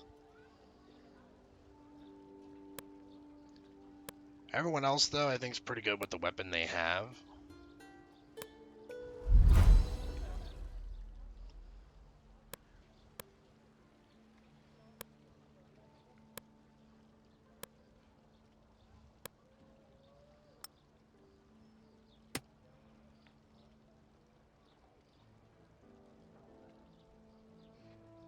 Where's my shield at?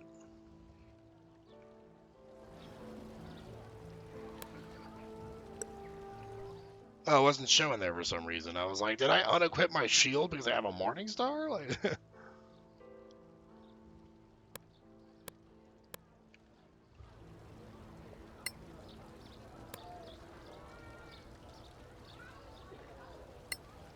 oh yeah, that's another thing in this game is if you want to have your increased AC from using a shield, you actually have to have your shield out.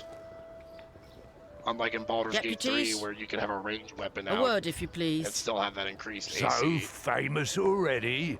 Whoa, I love it. You were in there too. Are you a member of the council? I'm Annie Bagmorder, quartermaster of the Scavengers Guild. We don't have a seat in there, but they all know exploring the Badlands without us would be a bad idea. That's why you should stop by our headquarters downtown. You'll need our services, I'm sure. Is that compulsory? No. But you'll find our services useful. Everyone does. Did Lord Karen not tell you? No, he pretty much stuck to giving orders. Oh, right.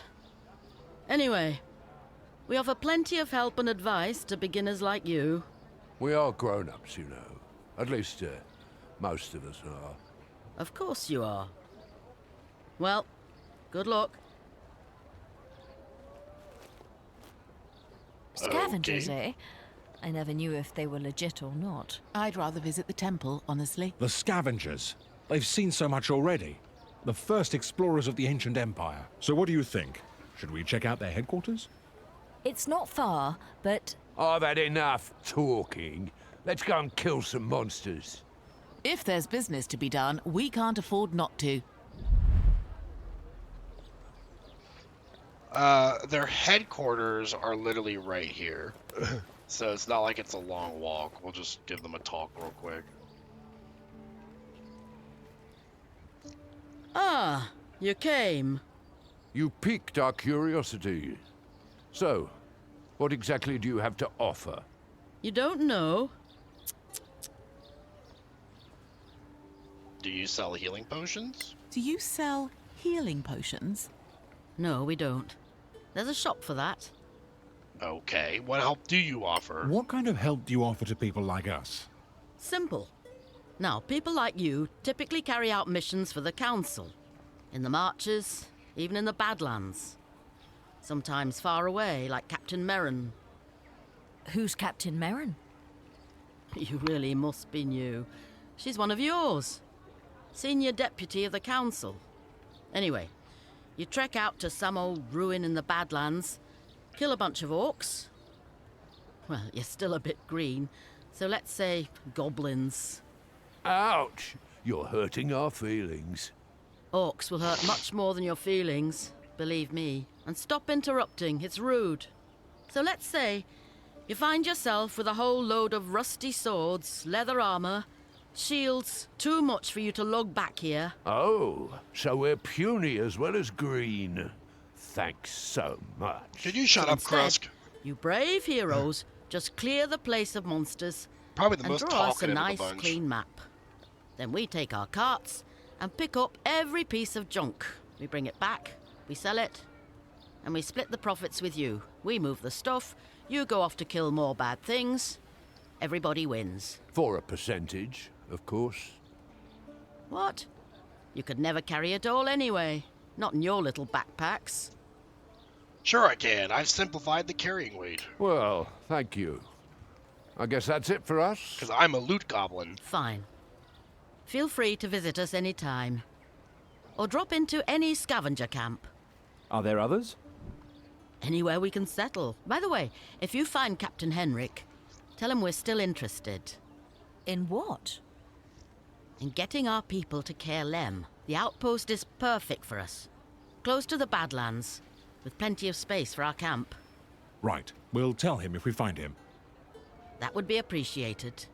The more you do for us, the more we do for you. Oh, so this business relationship can get better. And I hope it will, friend. I guess we'll see you around then. Sure. Good luck out there. And don't forget, in the Badlands, always keep your eyes open. Alrighty. Well, there is a lock to pick here to get that extra scroll of Revivify that I was talking about. We just have to succeed sleight of hand check.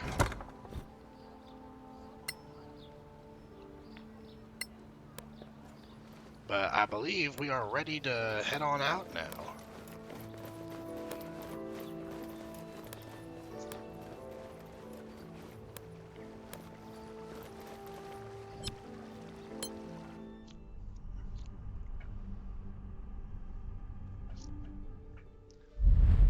Alright, so here's the overworld map. We're going to be traveling to the Caer Lem outpost, which is westwards.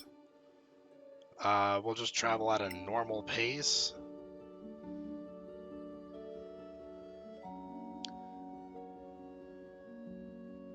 I do like to have it interrupt when an item has been crafted, so we'll set that as the setting there, and we'll just start traveling. We get a little travel journal here. Kaelin killed a fallow deer. Mordai manages to collect some crafting ingredients. Kaelin starts a game of dice and prays. And then we get ambushed by some bandits. A group of hostile creatures has managed to surprise you. It is time for our first fight with the party.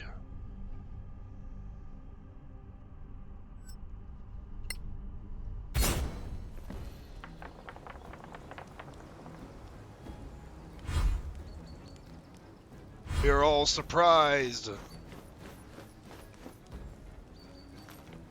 Now, we only get surprised right now because this is just a tutorial, but moving past this point, we will not get surprised on camp ambushes like this because of our cleric.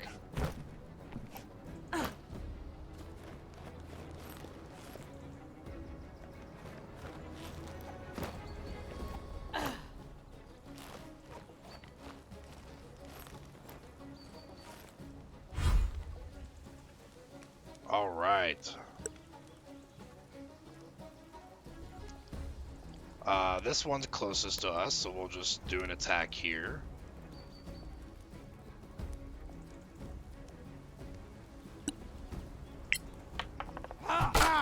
Whack! Smack him with that staff.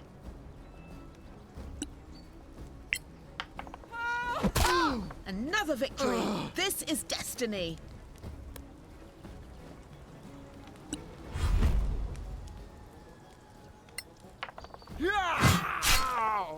Wow, on disadvantage, he still hit 17 AC. Impressive.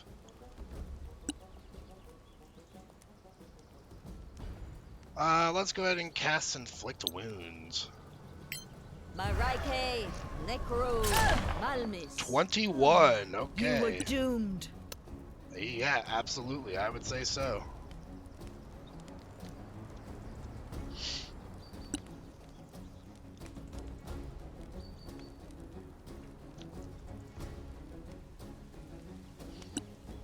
Let's go ahead and Spell Shield. Thanks, I feel better. So he's gonna have 8 temporary hit points.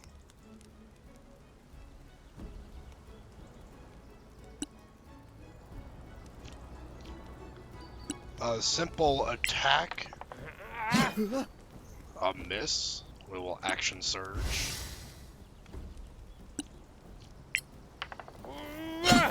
There we go. You have them now.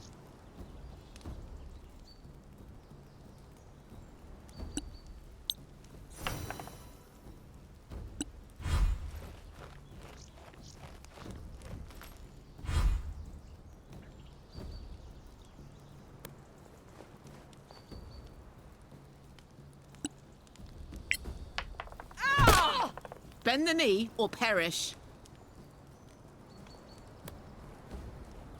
Let's try this flurry of blows out.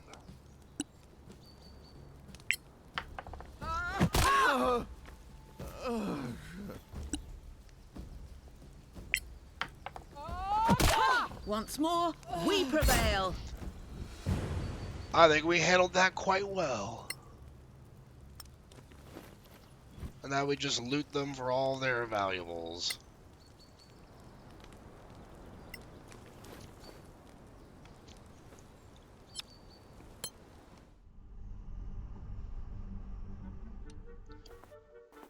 Back to what we were doing on our way to Kerlem.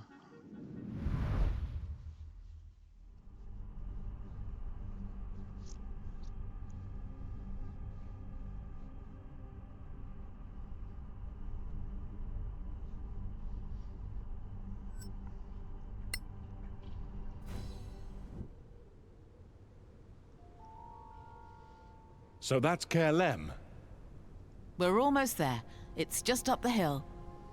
It's a little too quiet, don't you think? We're in the marches, so quiet can't be trusted. True. Let's keep our eyes open. Alright, well, let's get his mage armor up and running. Arcana, Abbio, Clipe.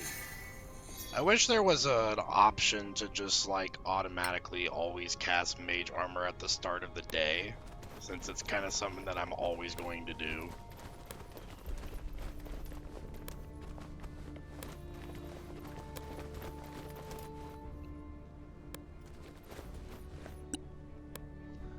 is some goblins up ahead. Oh, what's that smell?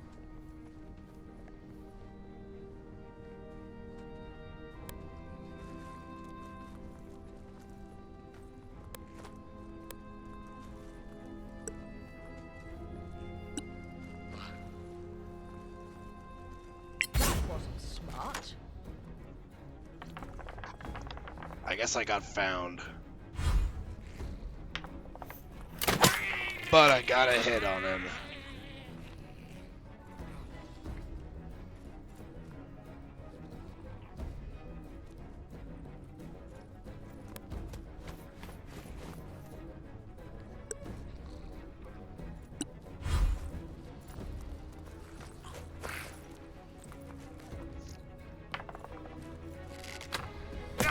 Wow, impressive long-range arrow strike.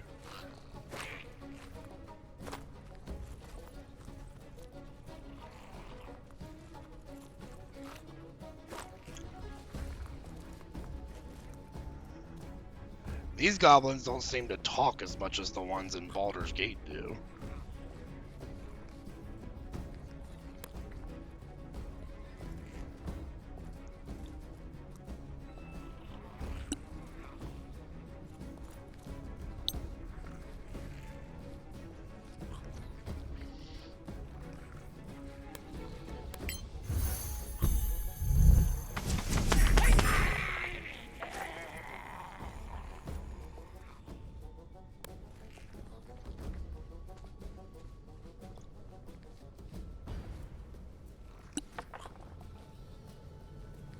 Somehow, I guess I casted that spell silently because they didn't even know that I'm there.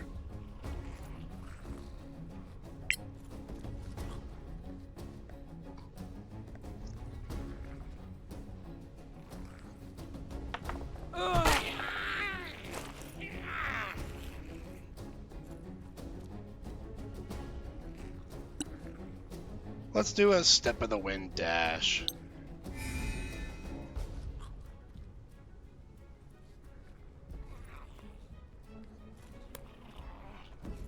I know.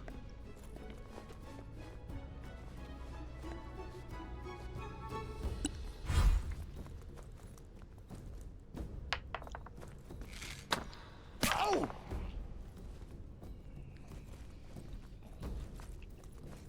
They're rolling pretty well to get past our high AC.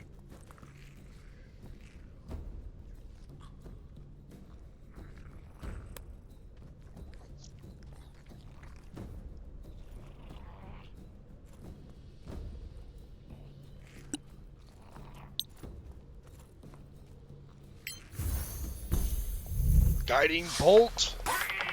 Nice.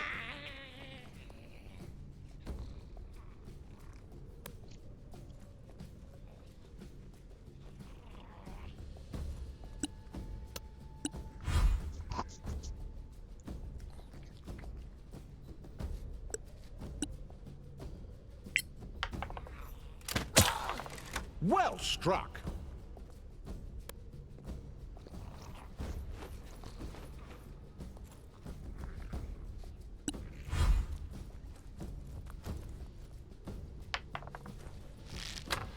Finally, they missed an arrow strike.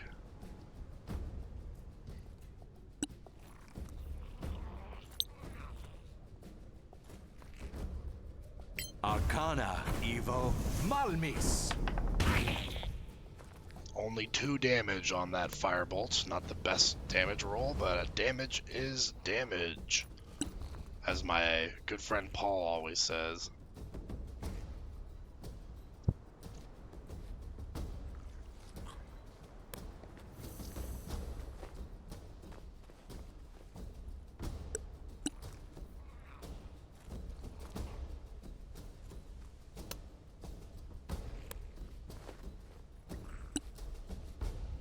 You gotta get so close for dart throwing. It's still considered long range. Okay, I was about to say, if that's long range, I'm gonna lose my shit. Victory is yours.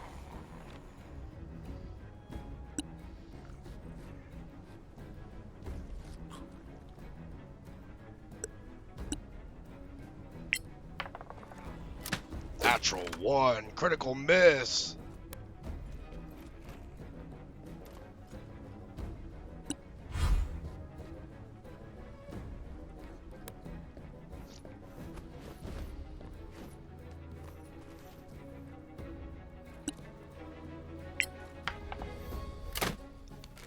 And the bolt goes flying far. This one looks like it's running away almost. Or just getting some more distance for his arrow strikes, I guess.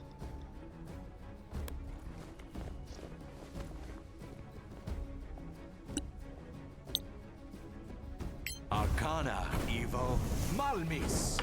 Another miss. Exactly my thoughts. Another one? Alright, well, Kalen's got that monk movement, so we can just get right up in his face and smack him.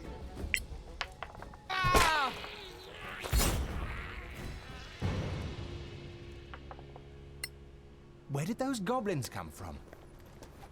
Some hole in the mountain, I guess.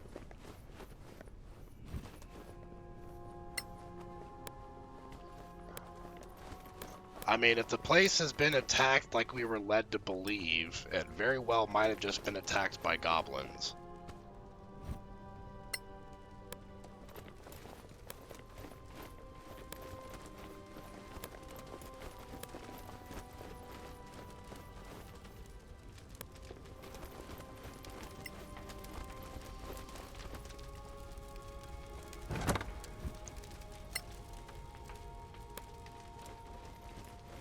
Looks like there is fire all over the place, so it's not looking too good right now as far as survivors might go.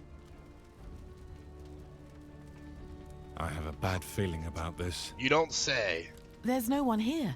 Not even corpses. Look, that tower, that's insane. Amazing. Classic Tiamarian architecture. I read about that, you know. It just ended up here after the cataclysm. Incredible. Blown over Anyway, on its side. We have a mission. Let's check the fortifications.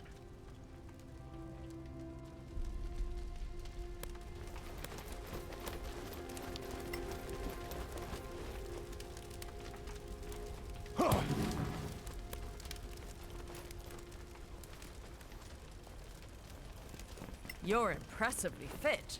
I'm a very fit orc.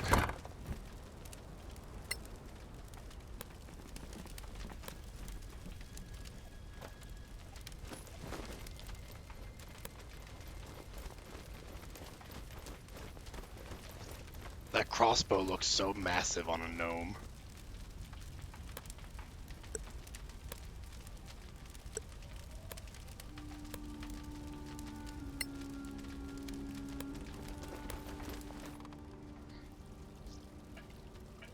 There's definitely been fighting here. Why did we take this job again? Oh yeah, those lovely council badges. This is no time for jokes. Right. Whoever did this could still be around, and we don't want them hearing us. We should look for survivors. 50 people can't just vanish. Did you see that? Didn't Someone's see anything, hiding but I inside the heard tower. something. It's a trap. The goblins killed everyone, and now it's our turn. Or they're the survivors, and they're being cautious. We need to get up to that door. If they slaughtered the garrison, they'll pay. Back off! No closer! Who's there? We're not letting you in! And we're not coming out! Is Captain Henrik there? We need to talk to him. Don't you dare speak his name, you filthy bastard! Don't talk to them! They'll cast a spell on you! Don't touch me! Clearly, this distressing experience has affected their reason. That's one way Let's to put get it. to the door. Maybe if they can see us up close, we can show them our council badges.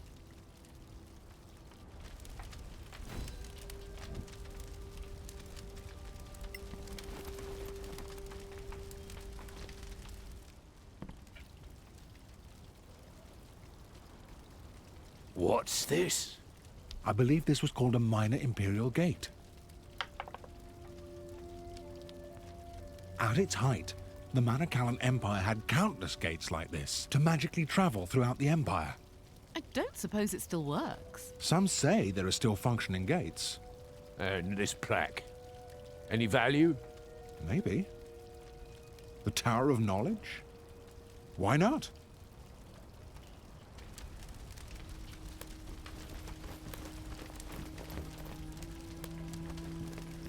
The Tower Everybody freeze. of Knowledge.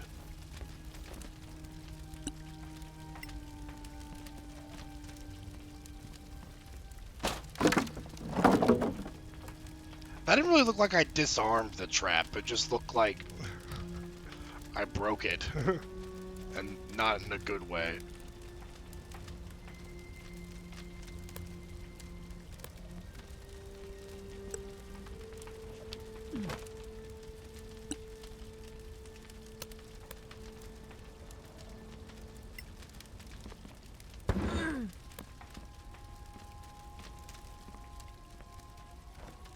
I thought we said cautious.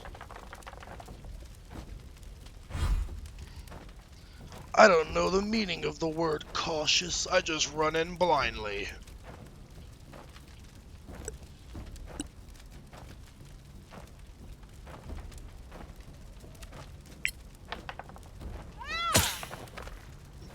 That's a solid dart throw there.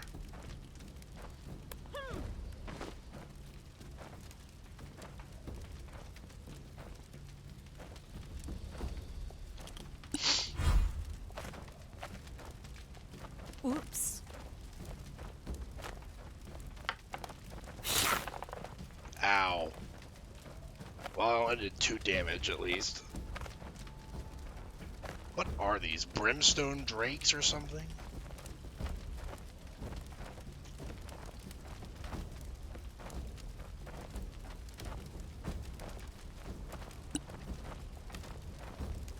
I only got 1 spell left. Maybe do a Shadow Dagger on it. Let's try to conserve these spell slots. Arcana, Oli, Malmis. Impressive move, my friend. That worked quite well, I'd say.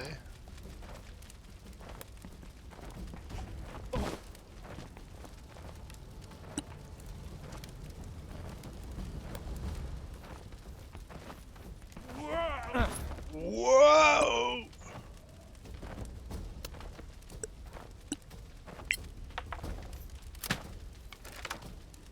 You're just lucky.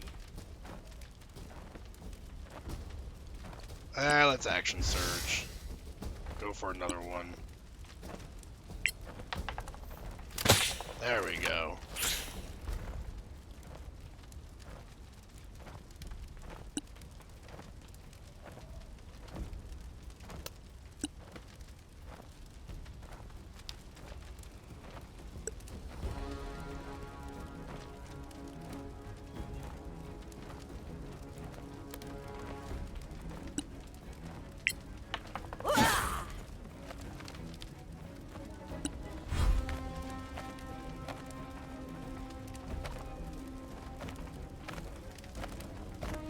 They're just coming everywhere.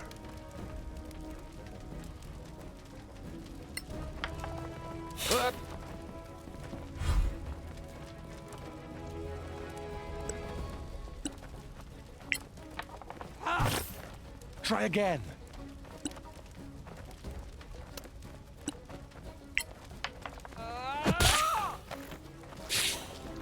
See, the nice thing about monks is they're always utilizing their bonus action, which is why I feel like they're typically a very powerful class.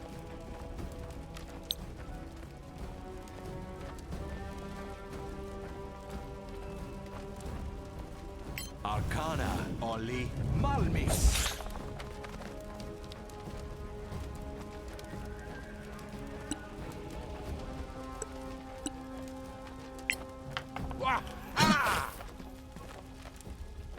Don't I have like 18 strength? I feel like I'm always rolling super low on Krusk. You'd think he's like a 12 strength fighter or something. You'll That was a surely crit. prevail. That's what I've been needing.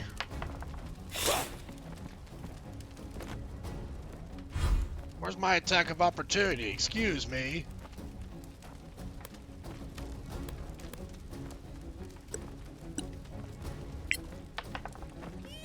Another crit. Truly formidable.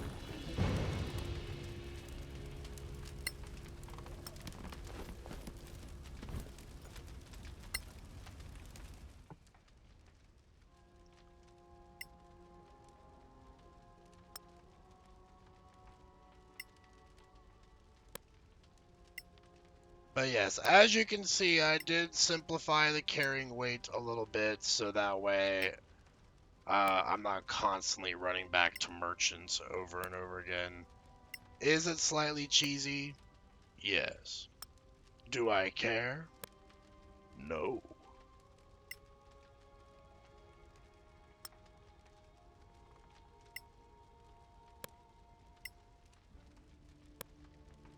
Make sure everyone's got their stuff ordered.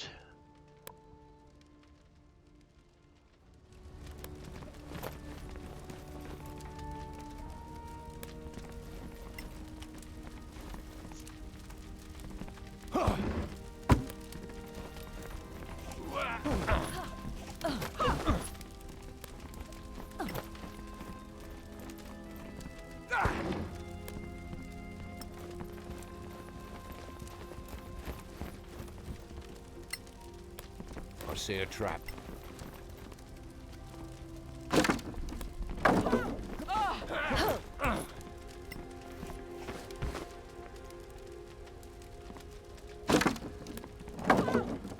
Man, this is some horrible architecture, if I do say so myself.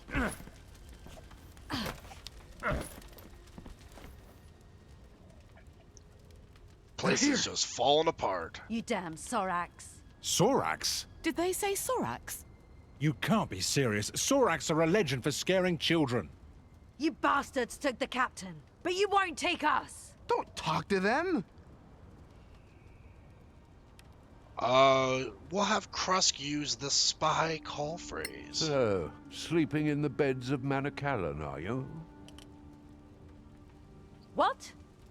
Excuse What me? was that? Just fishing. Give it a moment. Magic pillows give us sweet dreams. Piece of cake. Good. I'm opening. No! I said no! Oh, we can trust him. He said the thing.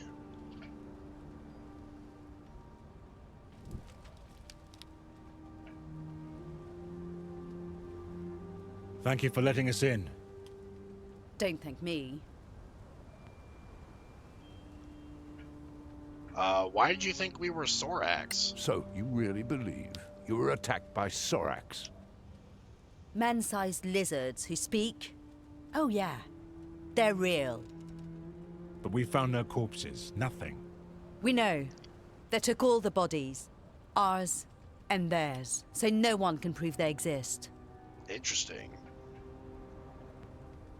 I do find that hard to believe. You realize, of course, how improbable that sounds. You won't laugh when they come back. We got here without trouble. Then they let you in. And now you're trapped with us. Why would they do that? How should I know? They're Sorax. Are you the commanding officer? Are you in charge here?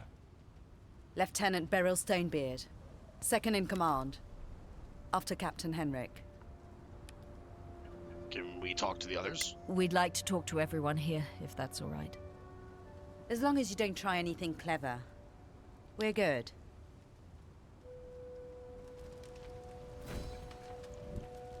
Alright, well, let's give everyone a chat here.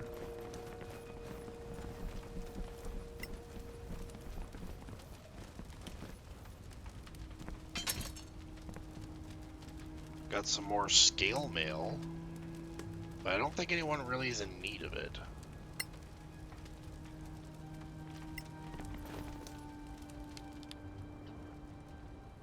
I might have a better chance with this guy alone. What exactly is it between you and him? I used to work in an embassy. Learned a few tricks. He doesn't strike me as the diplomatic type. Come on. Trust me. Neither does Krusk seem like the diplomatic type. I saw a Whisperer's code carved in the door. How do you know the code? I used to work for Delanim at the embassy near the new Empire border. I see. I'm supposed to kill anyone who knows those words and isn't a whisperer.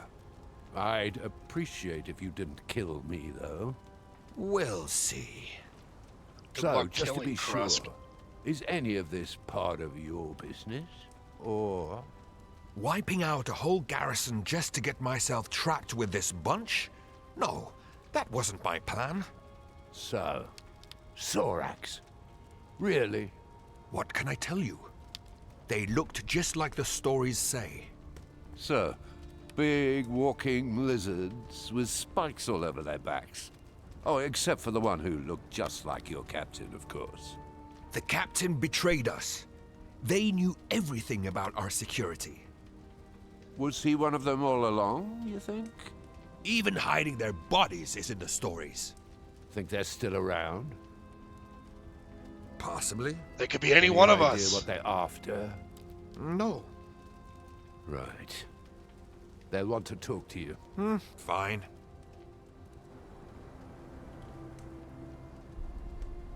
He's all yours. So who are you, friend? Daliat Sunbird Scout. Do you believe they were Sorax? Dunno. Seemed real, though. What do you think they wanted? To kill us all. Not big on talk, eh? I'm having a pretty bad day, so if you'll excuse me, I'm gonna rest now. A man of few words. But sometimes that's for How the better. about you? Did you learn something? Some Not people much. never shut up. He thinks the Sorax are real too. So much for your secret code. Sorry to disappoint. Oh, I'm sure our secret code will come in handy later. Maybe.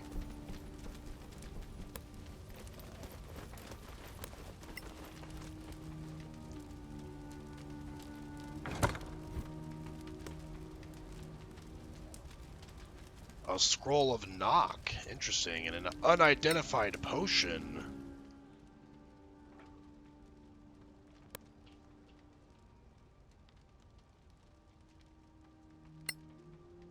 Let's go ahead and have Mordai see if we can identify this with his ritual. Arcana, Devo, Oculus. A potion of hill giant strength. Very useful. Greetings, soldier. Hi, name's Robar Sharp. I gather you're a veteran of long standing. Yeah, but I'm not in charge, mind you. Tell us about Daliad. What do you think of Daliat? Never liked him. He's hiding something. He's been nervous since we came back from the Badlands. But it'd be no good picking a fight with him now. I understand. Let's hear about Lisbeth. How about Lisbeth? You're her superior? Good woman. Strong, brave. You can trust her with a sword. She seems That's to be worth cracking, something in my though. book. How about Stonebeard? This Lieutenant Stonebeard. Is she up to the job? Clearly not. Look around. Oh, I guess Losing that's the what I captain meant. broke her. Stonebeard's the one that seems like she's cracking. I get their names mixed up a little bit. So what do you think we should do? For starters, not waiting here for the Sorax to come back and off us. But Stonebeard says stay. And she's an officer, so... Yeah, she's a stubborn one. And mutiny's a bad look on a soldier. You could talk to her. Deputy of the Council and all. So if we find a way, you're with us? I'm with myself. But don't let that stop you.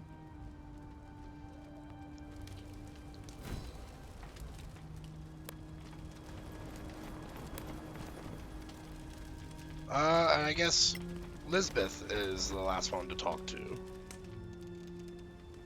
Now it's my turn, right? What do you mean? What is this? A murder investigation? Wow, someone pissed in her cereal. Should it be? Should we be investigating? Maybe. Speak up then. Well, let's say this all happened after a certain expedition. Speak up without fear, friend. The Scouts. They came back from a raid into the Badlands, found a ruin, came back with loot. The next day, this happens. Coincidence? You tell me. Only one of them's still alive. Daliat. Ah, so she's pointing the finger at Daliat. It's clear that something must be done. We have enough to make our report to the council. So let's get going. If we don't help them, they'll either die or kill each other. This place is a death trap. We should get out while we can. So everyone has an opinion, but what are we going to do? And what about Daliat? We got some pretty worrying hints about him. What if he really is hiding something important? I think it's just gossip, I feel like. Because he looks shady with his big cloak on him. It's just paranoia or personal grudges. That leaves us with the others. What's our strategy? We push Sharp to mutiny. We take the lead. Let's talk to them all together. We get out of here. Let's push Sharp to mutiny. We tell Sharp to challenge Stonebeard with our support. I don't think that's a good idea. I'm not sure, but fine.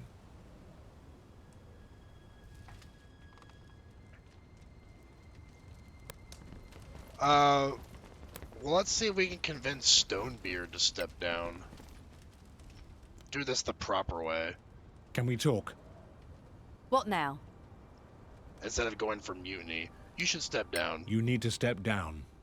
Oh? And why is that? Without wishing offense, you simply lack the experience this situation requires. You think I'm happy to be in charge of this mess? I guess we'll have Ella do the intimidation here. It's a better chance to succeed. We are taking command. We're relieving you of your command, in the name of the council. 13. Good Fine. enough. You get us out of this, deputies. Hey, what's that? Robar! Oh, well, I guess it's a moot point because Robar's dead. Turns out Sorax are real. Who would have known?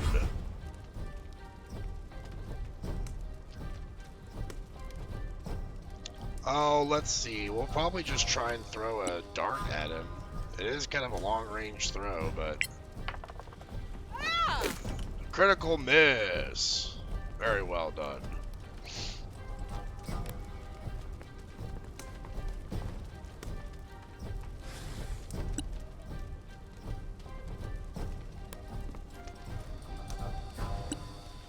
Let's do a guiding bolt. My Raike, Evo, Malmis. Another miss. This battle is... it's off to a good start. Sneezing over here. I'm trying not to catch it on the mic because I'm pretty sure I sneeze pretty loud.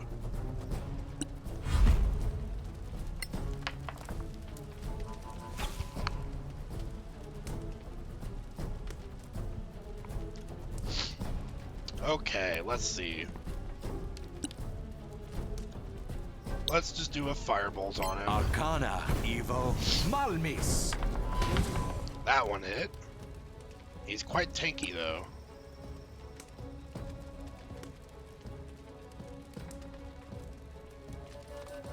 Let's see, maybe we have him dash.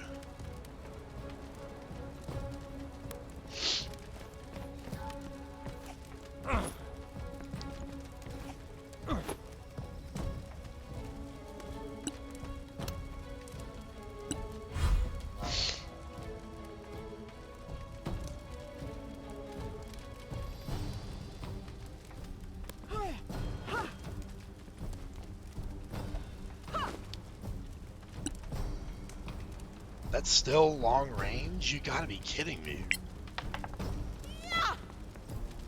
These darts have the shortest range ever.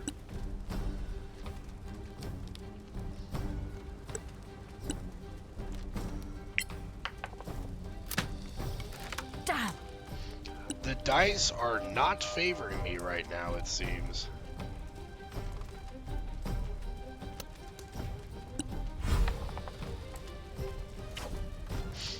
But I guess he's missing still, too.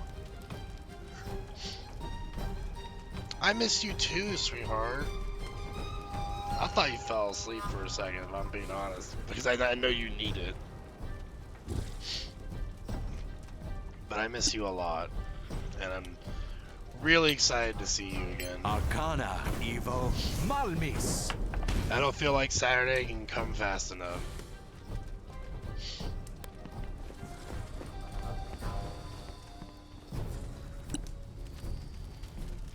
Okay, well, we can't reach him now because he's hanging on the wall. The heathen is still awake, so no sleep now. Oh, God.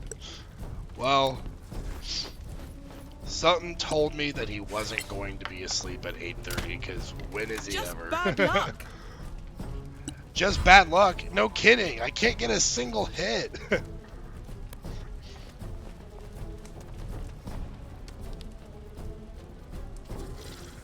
There, let's try and get one here. There we go.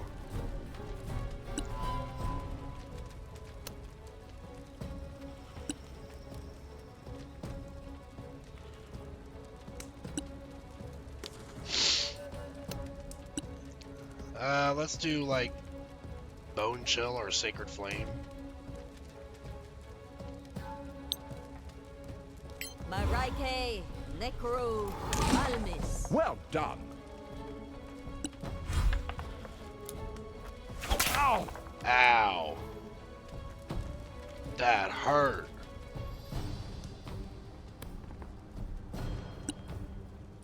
This guy's like a miniature boss battle almost. Arcana, Evo, Malmis.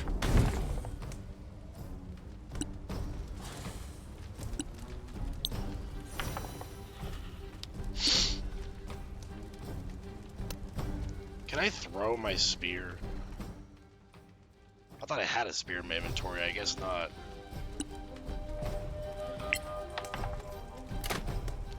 I was sure. Krusk, you are an awful aim with that crossbow. I'm sorry to say.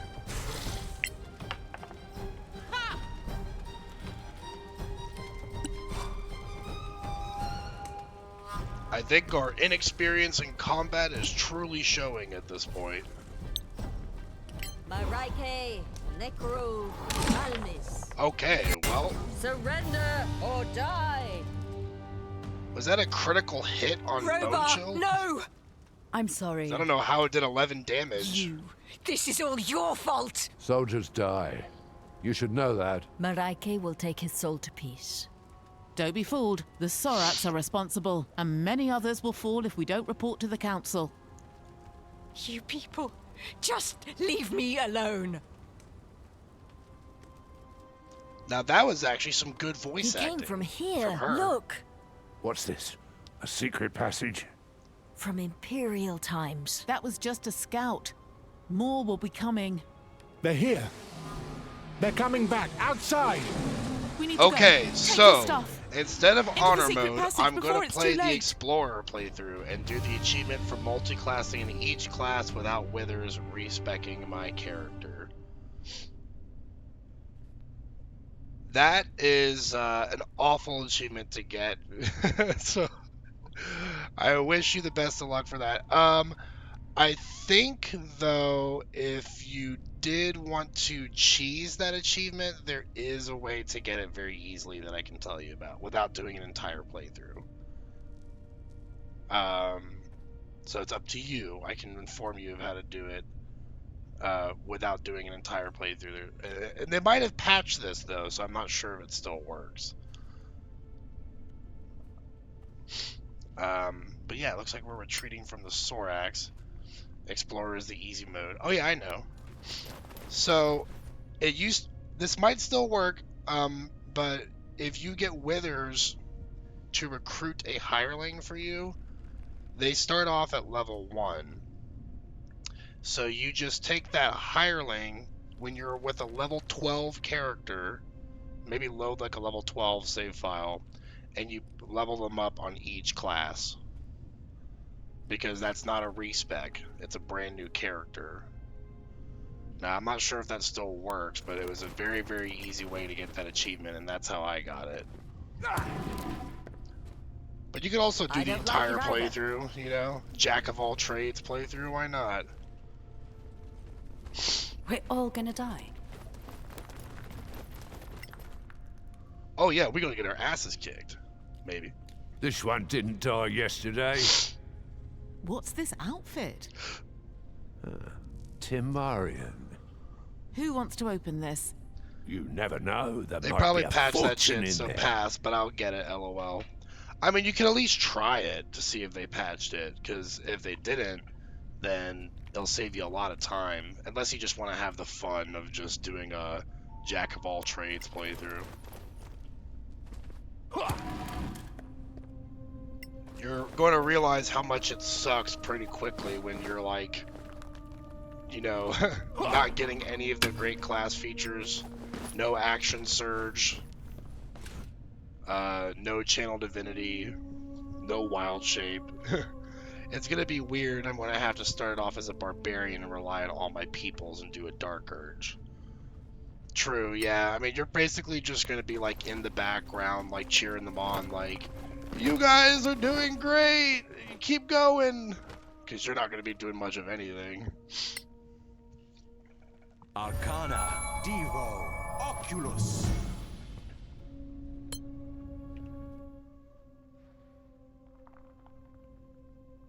So we got leather armor +1, but there's not really anyone that will benefit from that.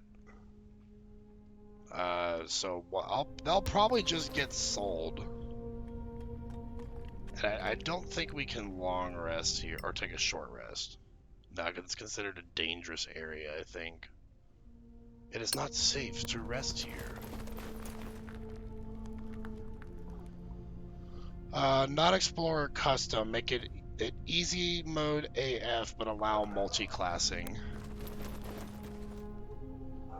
Yeah, that should work. And then you could also just make your proficiency bonus like +4, so you're always hitting the enemy. Like, you can make custom extremely easy, more easy than Explorer mode is. Wait. Think that's Sorax? Who else? Right out of a fairy tale. As ugly as life. And certainly not lizard folk. We can surprise them. Can't we sneak around? From what I see, not a chance. All right. Tread lightly, and we all attack at once. Great, now I gotta fight multiple of them. But at least I have 6 people in the party now instead of just 4. Cautious. We shall be cautious.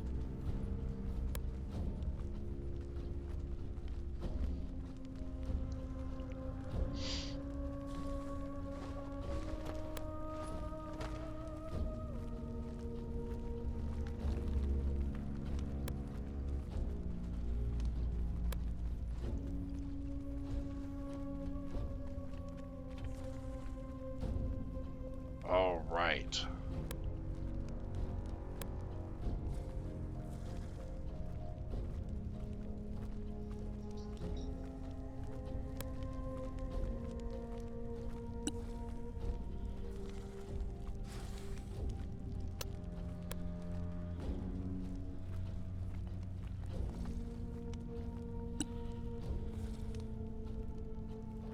Can I not see him? Is it too dark?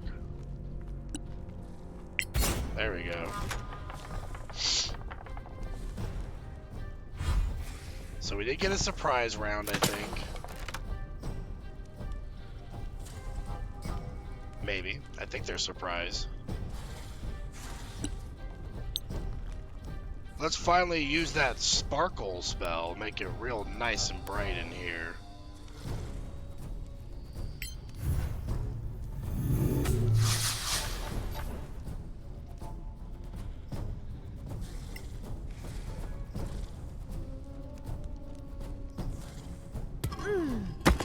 Sorry. Ow.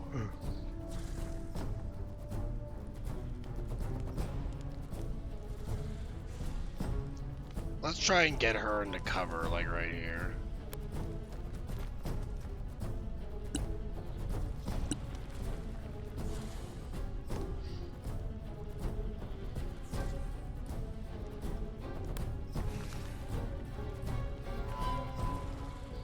I wish they did move a little bit faster when they're sneaking, but I get that it's kind of like, you know, they gotta be slow and steady and such.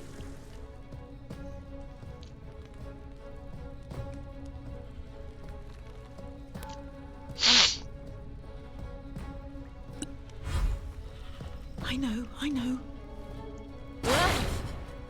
Ow. Actually, I succeeded that, so I didn't even get hurt.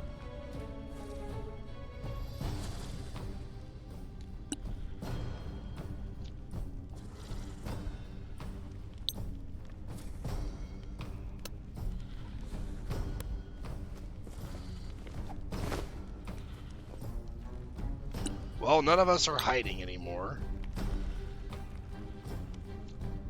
Arcana, Evo, Malmis.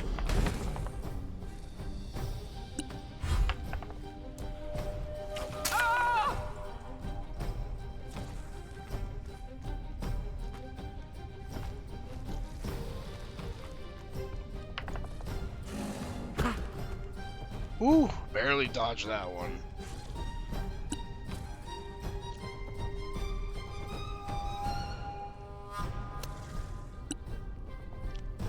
We need like a high-level healing word. Healing word at the 2nd level. That was awful for a level 2 spell.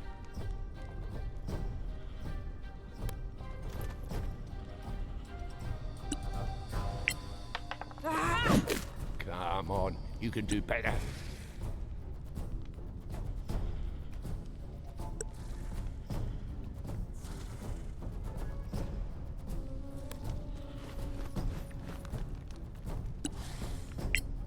Whoa! What is with my rolls? I feel like this is going to be a cursed playthrough at this point.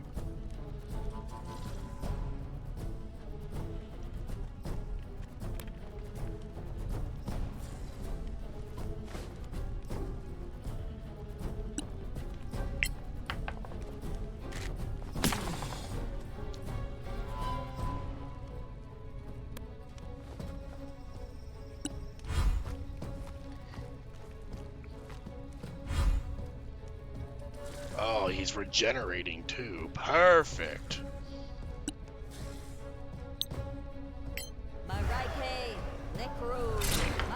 Oh my god. Could I miss any more?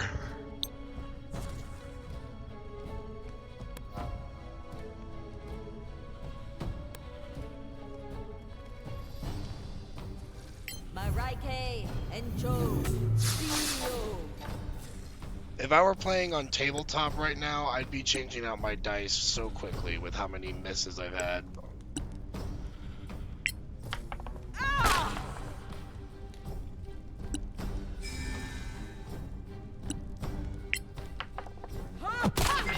I will kill you. That was a crit? That didn't feel like a crit.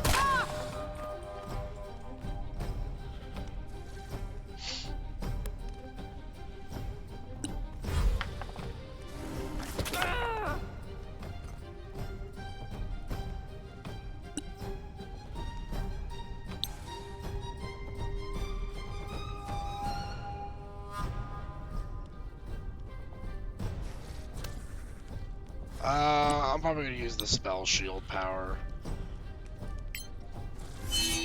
I owe you my life.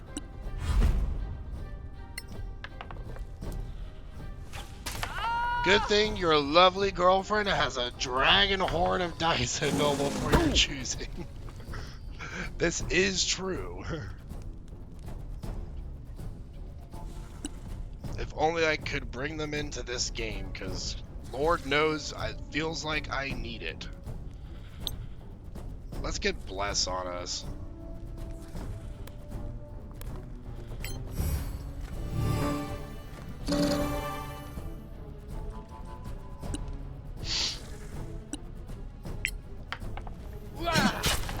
Touche.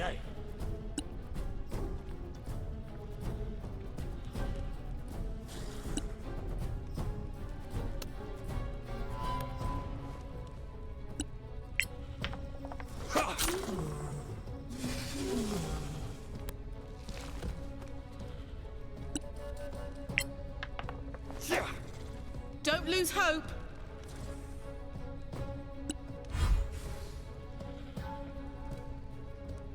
What is my power? The Herald of Pain?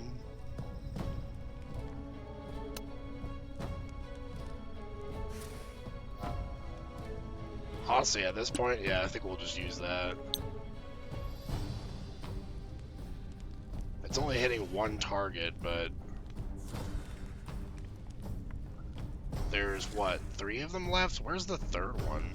Oh, there's only 2. Okay, we'll just use it on him. Of course, he got a natural 20 on succeeding it. Why would he not? Well, I'm over here missing everything.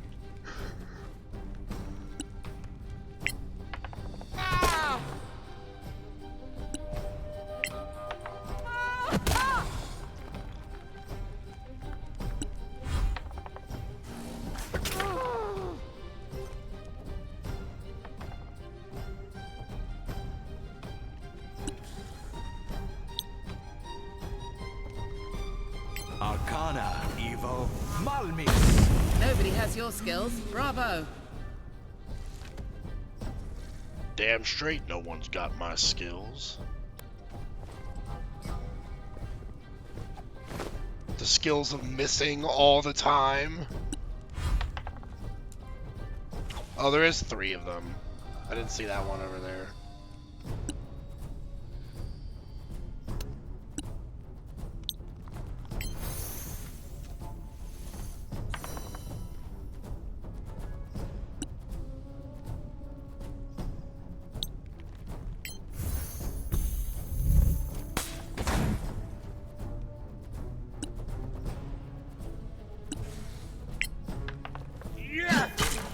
You like it? How you like that, bud?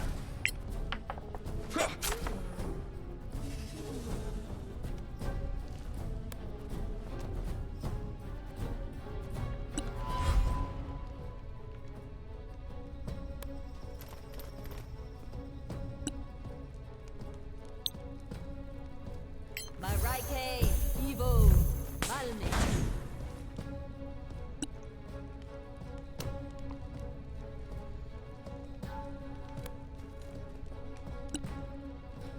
I feel like the game is just trying to like make the battles as epic as they can by having us miss over and over and over again. It's such high tension.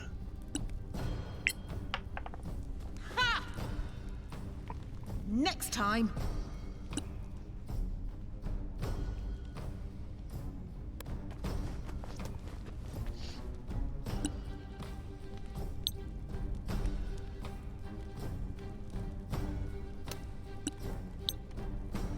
Arcana, Oli, Malmis. Look at he's rolled like he rolled a 19, a 19, and then a 20.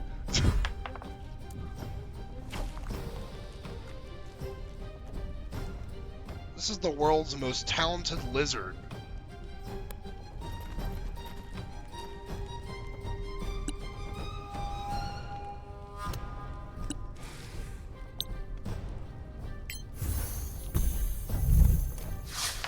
You have them now. Okay, guiding bolt finally landed.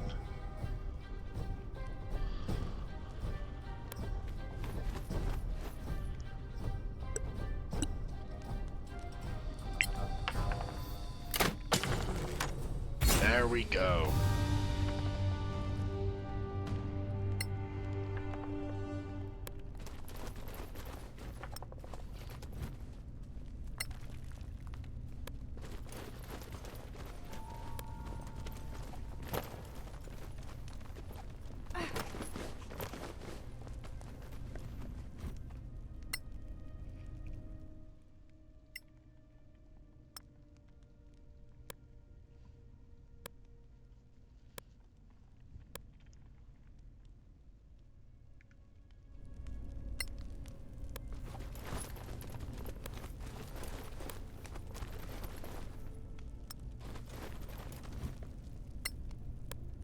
Well, we're getting plenty of rations at least. Does no one have the strength to get up there? Oh, there we go.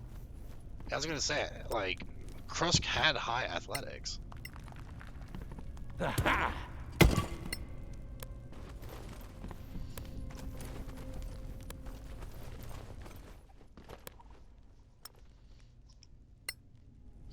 Okay, we need a long rest because of how much resources we've spent.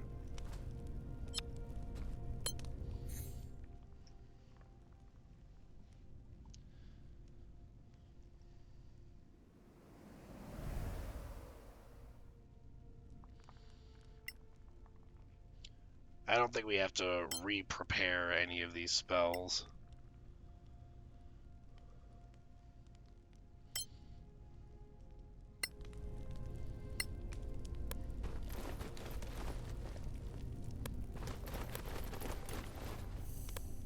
Wait, a trap.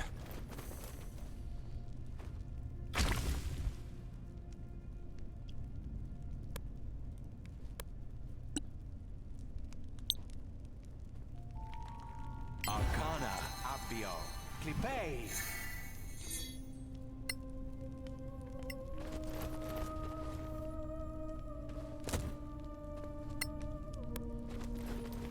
Just gotta do a little more loot farming before we go into the next battle. I think after that battle, I remember it being a pretty big one, so once we're done with this next one, we'll probably end up wrapping things up there. Plus, I think that will push us to level 3 at that point, which will seem like a good place to stop things. Can anyone read that? It's all Temarian. It looks like a part of an Inquisitor's outfit. So that's from the tower up there. Maybe we're inside the tower. Is that gold? This is history. History all around us. Take it and let's move. The Soraks don't care about history, I'm sure. And it's also a good thing that your Dice Dragon girlfriend will be gifting you new dice for Christmas, too. What? I didn't know I was getting new dice. But, I mean, at this point, with my beautiful future wife being a dice goblin, I'm pretty sure I'm going to end up becoming one myself. What? Ruh-roh? I'm getting dice? The Soraks can't be far Jinkies. away. We should be cautious from now on. Yeah, we probably should enable that caution mode here. Also, cast light on everyone and anything we can. Let's do it on her staff.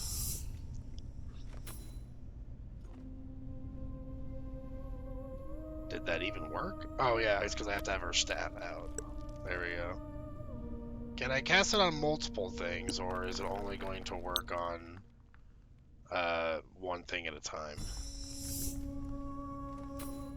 Yeah, it's only one thing at a time.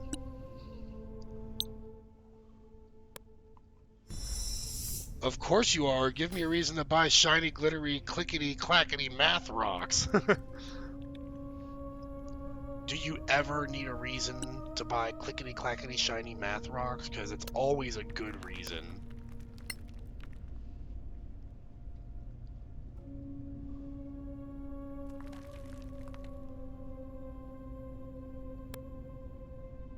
I think we're just going to have her carry the light source. Because we need a lot of light in this battle.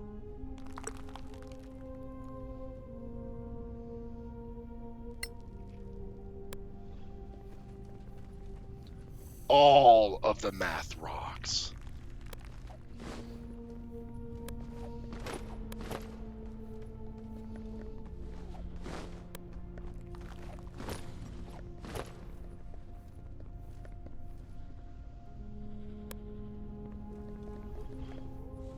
Okay, here they are. Let's try to send Alar in. Try to get a good initial strike.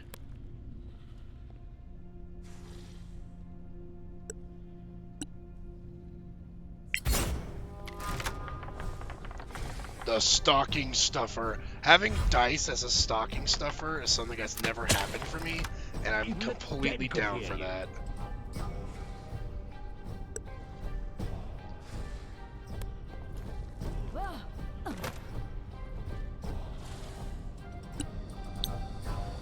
Alright, we gotta cast Sparkle and try to light this place up a little bit.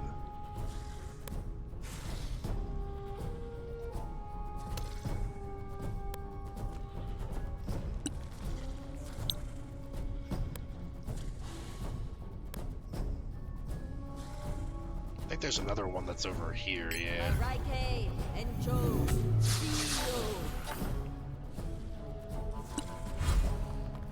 You're dating me, why wouldn't I buy you new dice and a bag to hold them all in?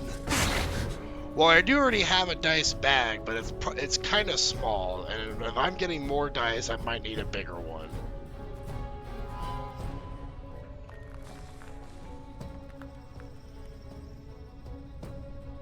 Honestly, I kind of just want to have him dash.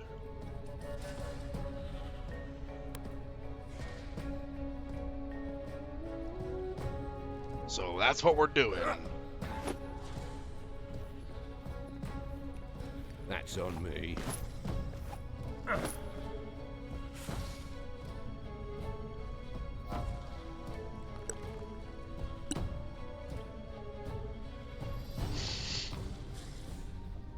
Okay, I do have line of sight with this.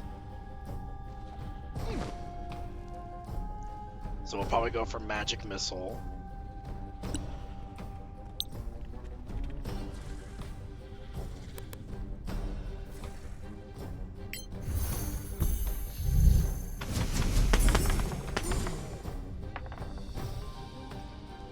I managed to stay stealthy for all that. Who knew that Mordai was so stealthy? You'll need to do better than that.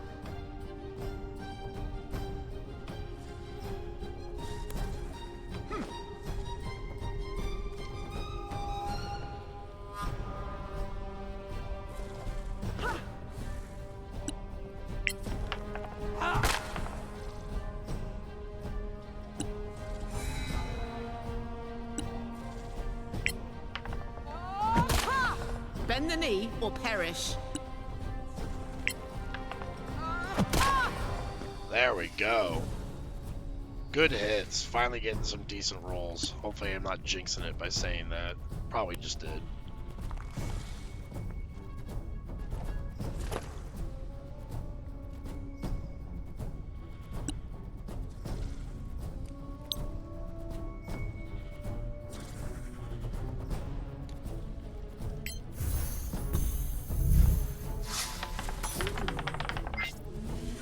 A critical hit. Now that's what I'm talking about.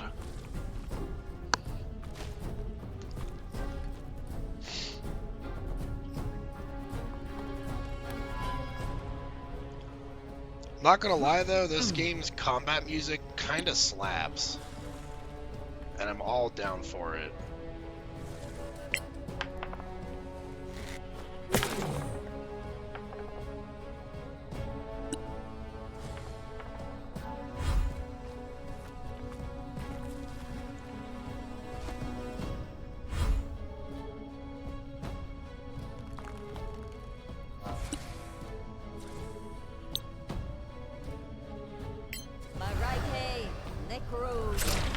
Dragon! I don't feel like I can ever get inflict wounds to hit. It's just cursed. My Raike, Enjo, Steel.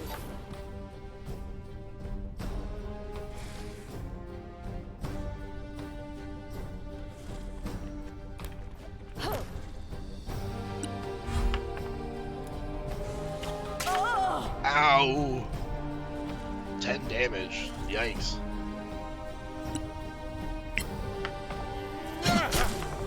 Well struck.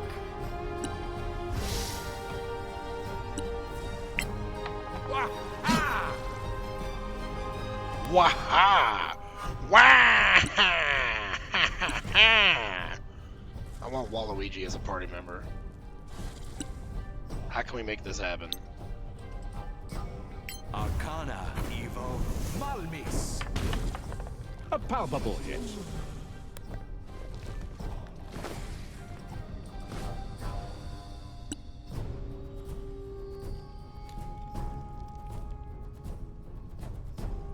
Is this melee range? I don't think it is.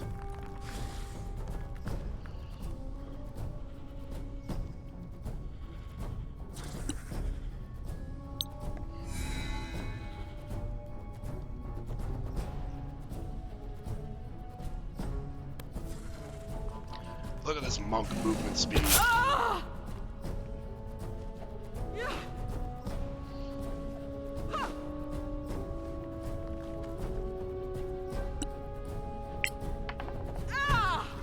Well, I'm getting the measure of this.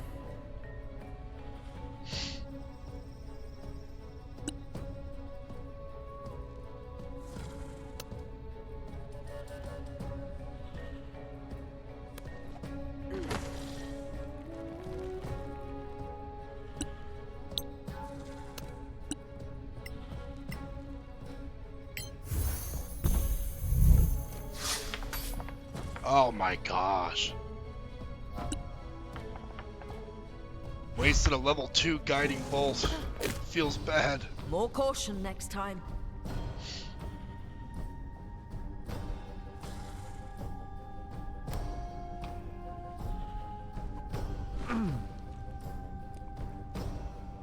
Thankfully, we still outnumber them.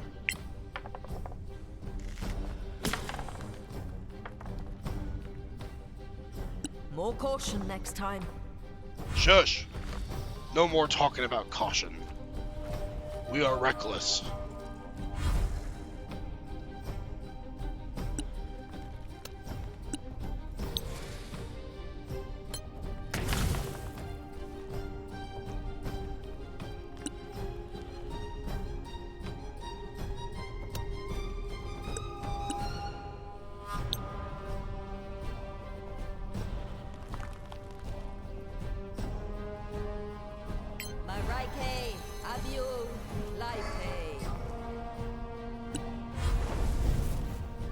Oh, he freaking teleported. And he got a crit. You're still standing. After I just casted Shield of Faith on her. Alrighty then. Whoa!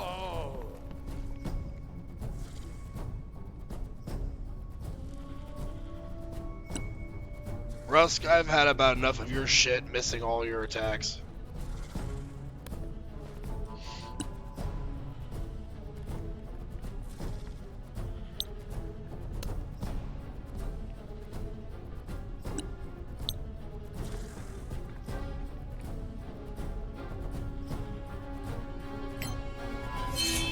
I'm in your debt, my friend.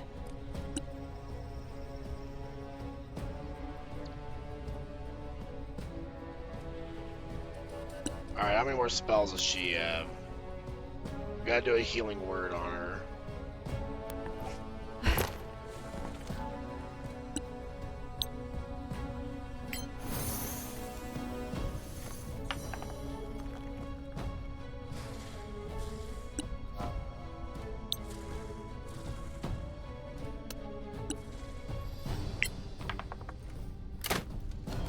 Next time.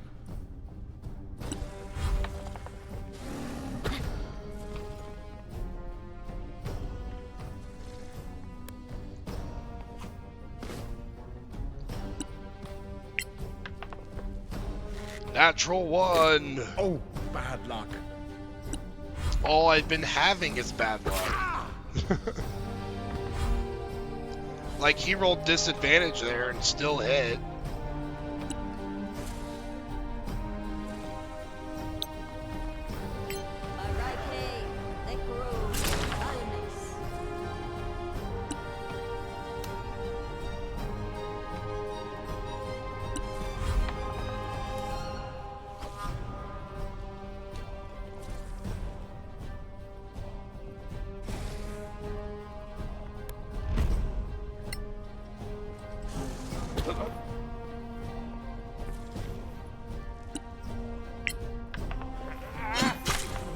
kill, as they say.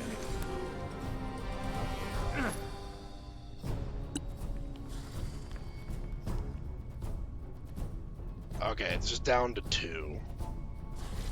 I got this one in front of me here.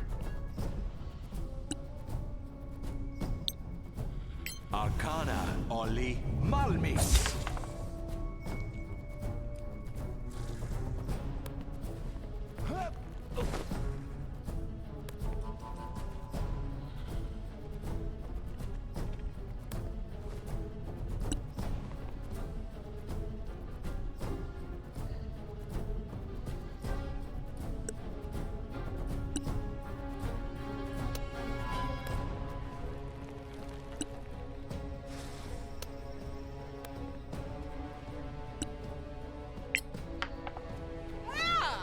What kind of throw was that? You make me sad, Caitlin.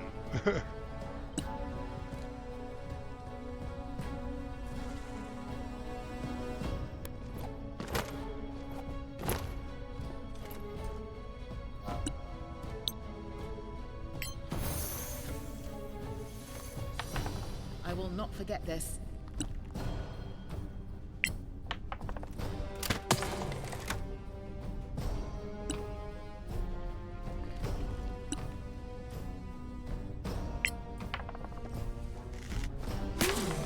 Well struck.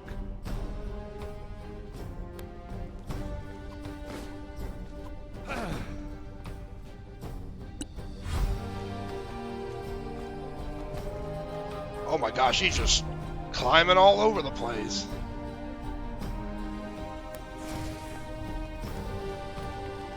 A real little goblin. You just call me a goblin?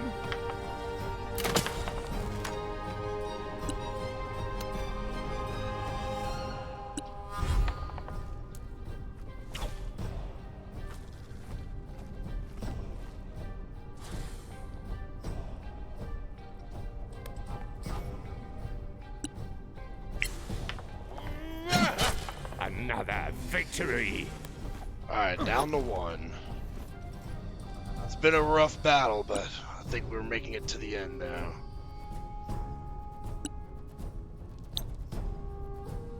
Arcana. What? Malmis. I apparently misclicked because I just casted Firebolt on the ground. Oops. I mean, at least I didn't... At least I didn't attack a party member. That's alright. Pretty sure we're gonna survive regardless.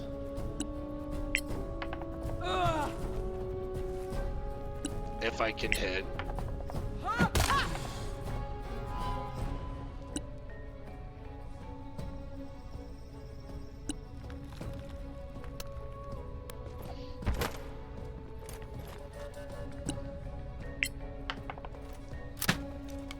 Oh, bad luck. Y'all must be sweating under pressure or something. I feel like it's the only explanation. They're just a little nervous that they're fighting Sorax for the first time, so they're just missing over and over and over again. I didn't know adventuring meant that I had to fight. This shit sucks. Marike, Evo, Malmis.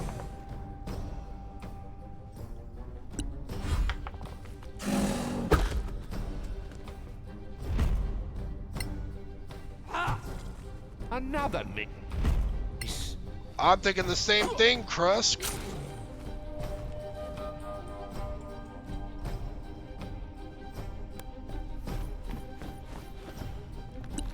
Alright, it's your chance not to embarrass yourself. There you go. Must have hurt.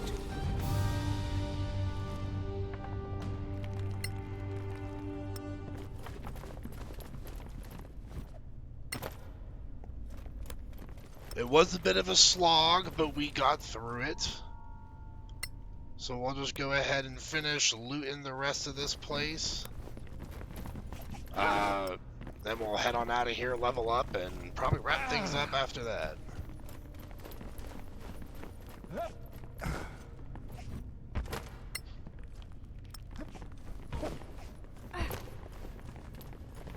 I underestimated you. My apologies.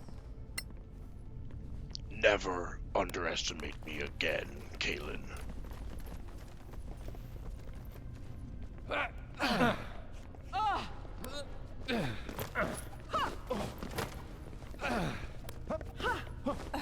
Y'all certainly make a lot of noise jumping around. You know that? What a fantastic leap!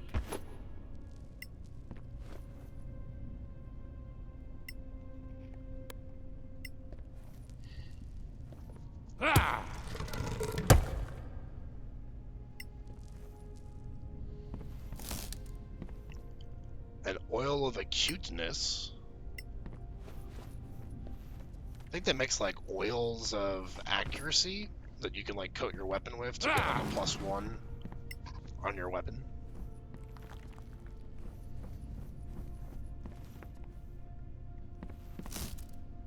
And a primed short sword. And a remarkable arrow. I think that needs to be identified, actually. It's basically just an arrow +1.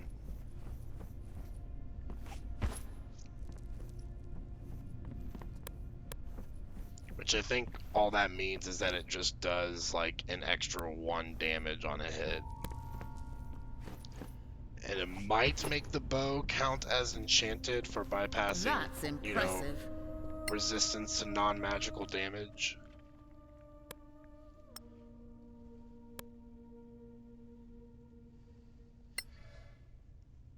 Arcana, Devo, Oculus. Yes, an arrow +1.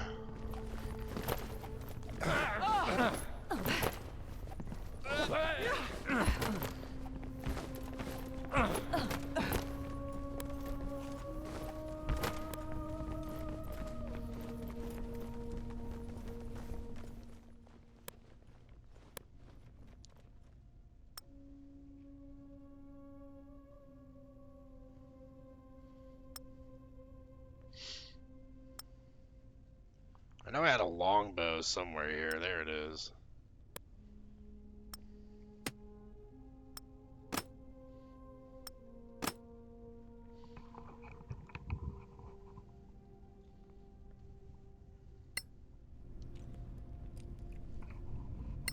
Alright, I had to scratch my ear there a little bit.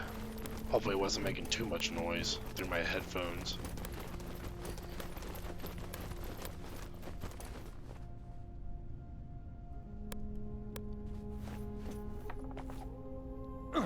You have trained well.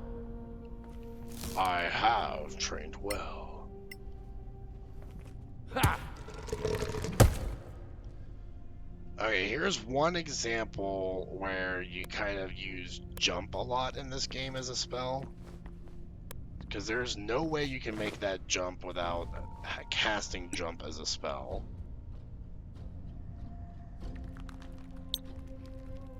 Arcana, Muto,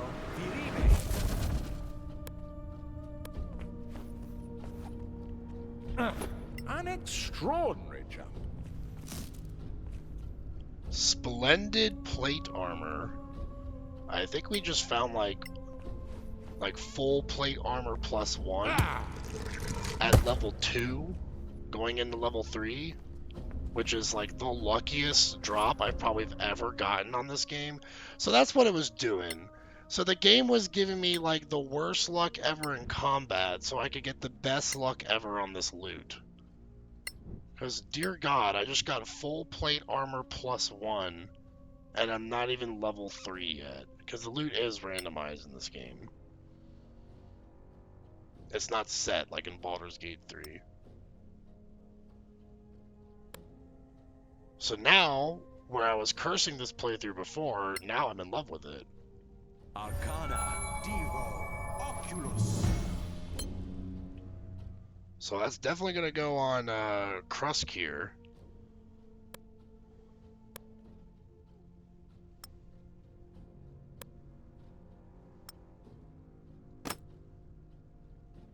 Look at that. He already looks like a badass half-orc now.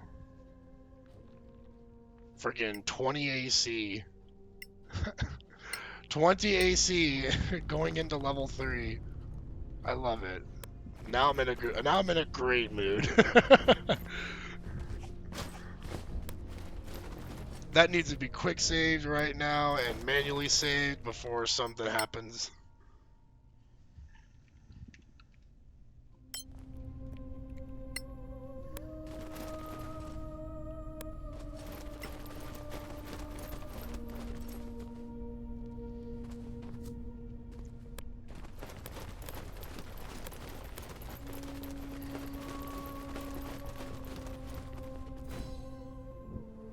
We're safe. We still have to go back to Caer Kiflin. The road isn't far. I suppose we'll meet again in Caer Kiflin. Are you good to return by yourselves? Of course. Sure.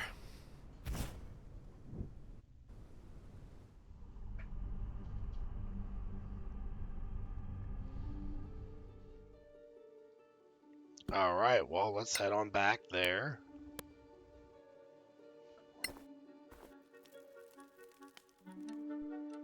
We have now leveled up to level 3. Let's pick our level 2 spells here as our wizard. Without a doubt, I'm probably going to do see invisibility because there's a lot of creatures that go invisible in this game. Spider climb is also very useful.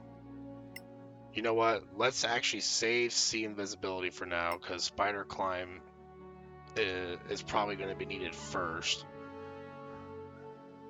And I kind of feel like we need to get Misty Step. Like Misty Step and Spider Climb is what we're going for.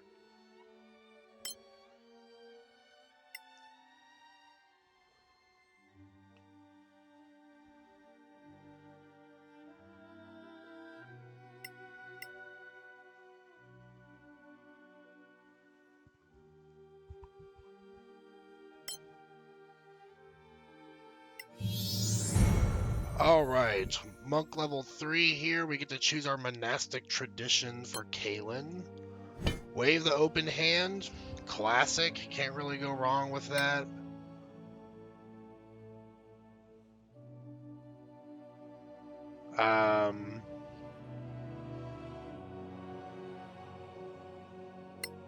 We got Way of Survival. Starting at the 3rd level, you can have +2 bonus to AC while you're not wearing armor and are not incapacitated. So that would push our AC up to...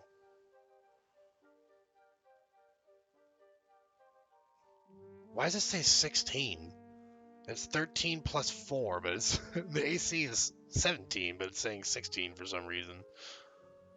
That pushes our AC to 19. When you use Patient Defense, you gain advantage to your attack rolls until the start of your next turn.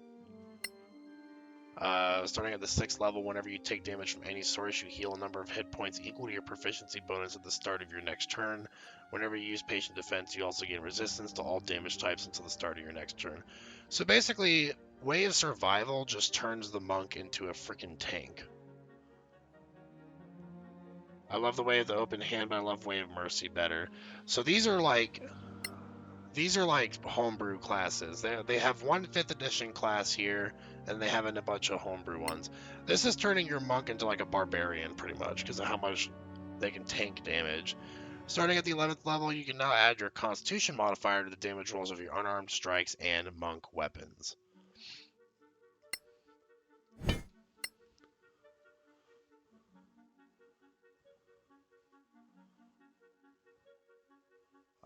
We got the Way of Light. It's all about like when you hit enemies, they have light casted on them and it prevents them from turning invisible, I think.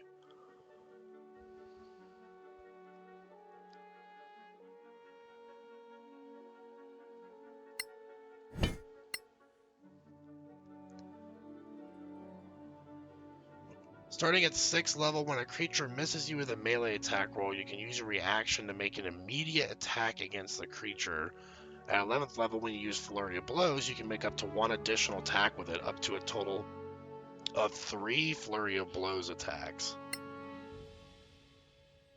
Whenever you use Flurry of Blows, you gain advantage on your next attack, and you gain the benefit of the dash action until the end of your turn. I think we're going to go with Way of Freedom. It's just like all around feels like a better monk. And you get like your Flurry of Blows become like amazingly powerful.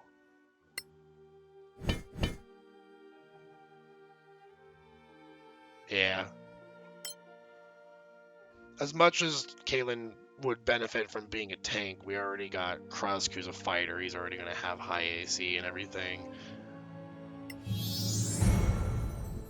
So as for him, we got Champion, another classic.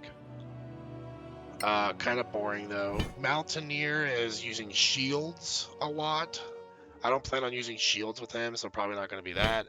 Spellblade, basically it's Arcane Trickster, or not Arcane Trickster, Eldritch Knight. You can cast wizard spells and cantrips of the Conjuration, Evocation, Transmutation, and Enchantment schools. Your magic attacks count as magical against creatures that are resistant or excuse me, your weapon attacks count as magical against creatures that are resistant or immune to non-magical attacks. Not super useful, considering as soon as you get a +1 weapon, it's already considered magical. You can use any melee weapon you are proficient with as a spellcasting focus for your wizard spells, and you can perform their somatic components with the weapon instead of your hand. Additionally, being next to a hostile creature doesn't impose disadvantage on your ranged spell attack rolls. Target a creature and move it 1 cell in any direction if it fails a strength save. Whenever you cast a spell, you gain the benefit of the dodge action until the start of your next turn. That's really useful, Arcane Escape, but it's level 15. So, like, you'll use that for, like, the final boss, maybe. Because it's such a high level. Commander, you gain proficiency in the Intimidation and Insight skills. I don't know if I think I already have proficiency in Intimidation because I'm playing as a half-orc. So that's not really super useful for me, but you can use your bonus action to give all allies within 3 cells of you, including yourself, advantage on their next attack roll until the start of your next turn. You can use this power a number of times equal to your proficiency bonus, then you need to take a short rest to recover it. When you use the attack action, you can forego one of your attacks to grant an ally within 3 cells of you, including yourself, dodge until the start of your next turn. So using your extra attack to cause the dodge command on someone so that the enemies have disadvantage. Rousing Shouts range increases from 3 to 6 cells. So that just makes this better.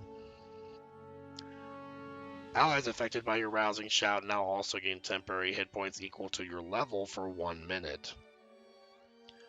Okay. Lead by example. Once per turn after you strike an enemy, you leave a mark on them until the start of your next turn.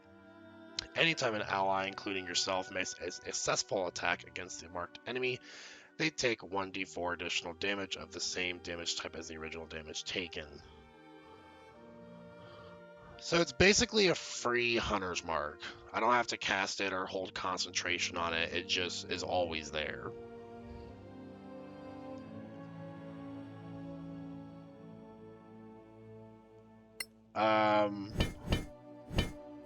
I think we're going to go for Commander on him.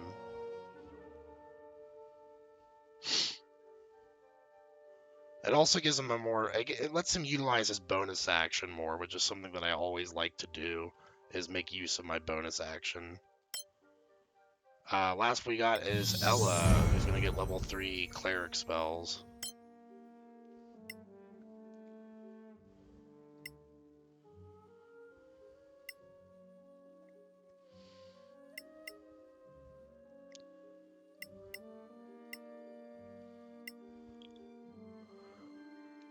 Oh, let's see here. We got a Hold Person, Prayer of Healing, Spiritual Weapon.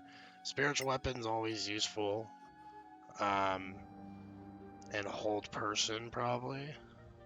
Yeah, we're going to do a Spiritual Weapon and Hold Person. I think that will do that for that. And there we go.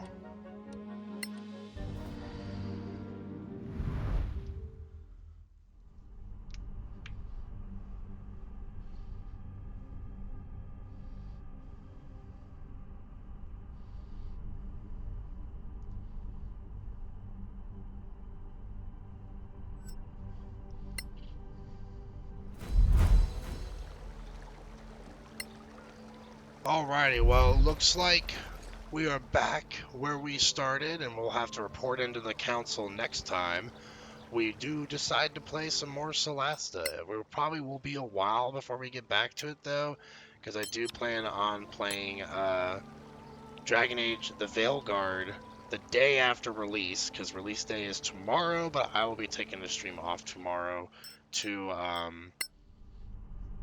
do some trick-or-treating with the family and passing out kids. Not passing out kids, passing out candy to the kids. We got that dragon, our Veilguard. So yeah, I will be back on, not tomorrow, but Friday, 7 o'clock p.m. Eastern Standard Time. And if y'all hadn't seen on the Discord, the stream schedule is changing slightly a little bit. We're no longer doing streams on 5 p.m. on Thursdays.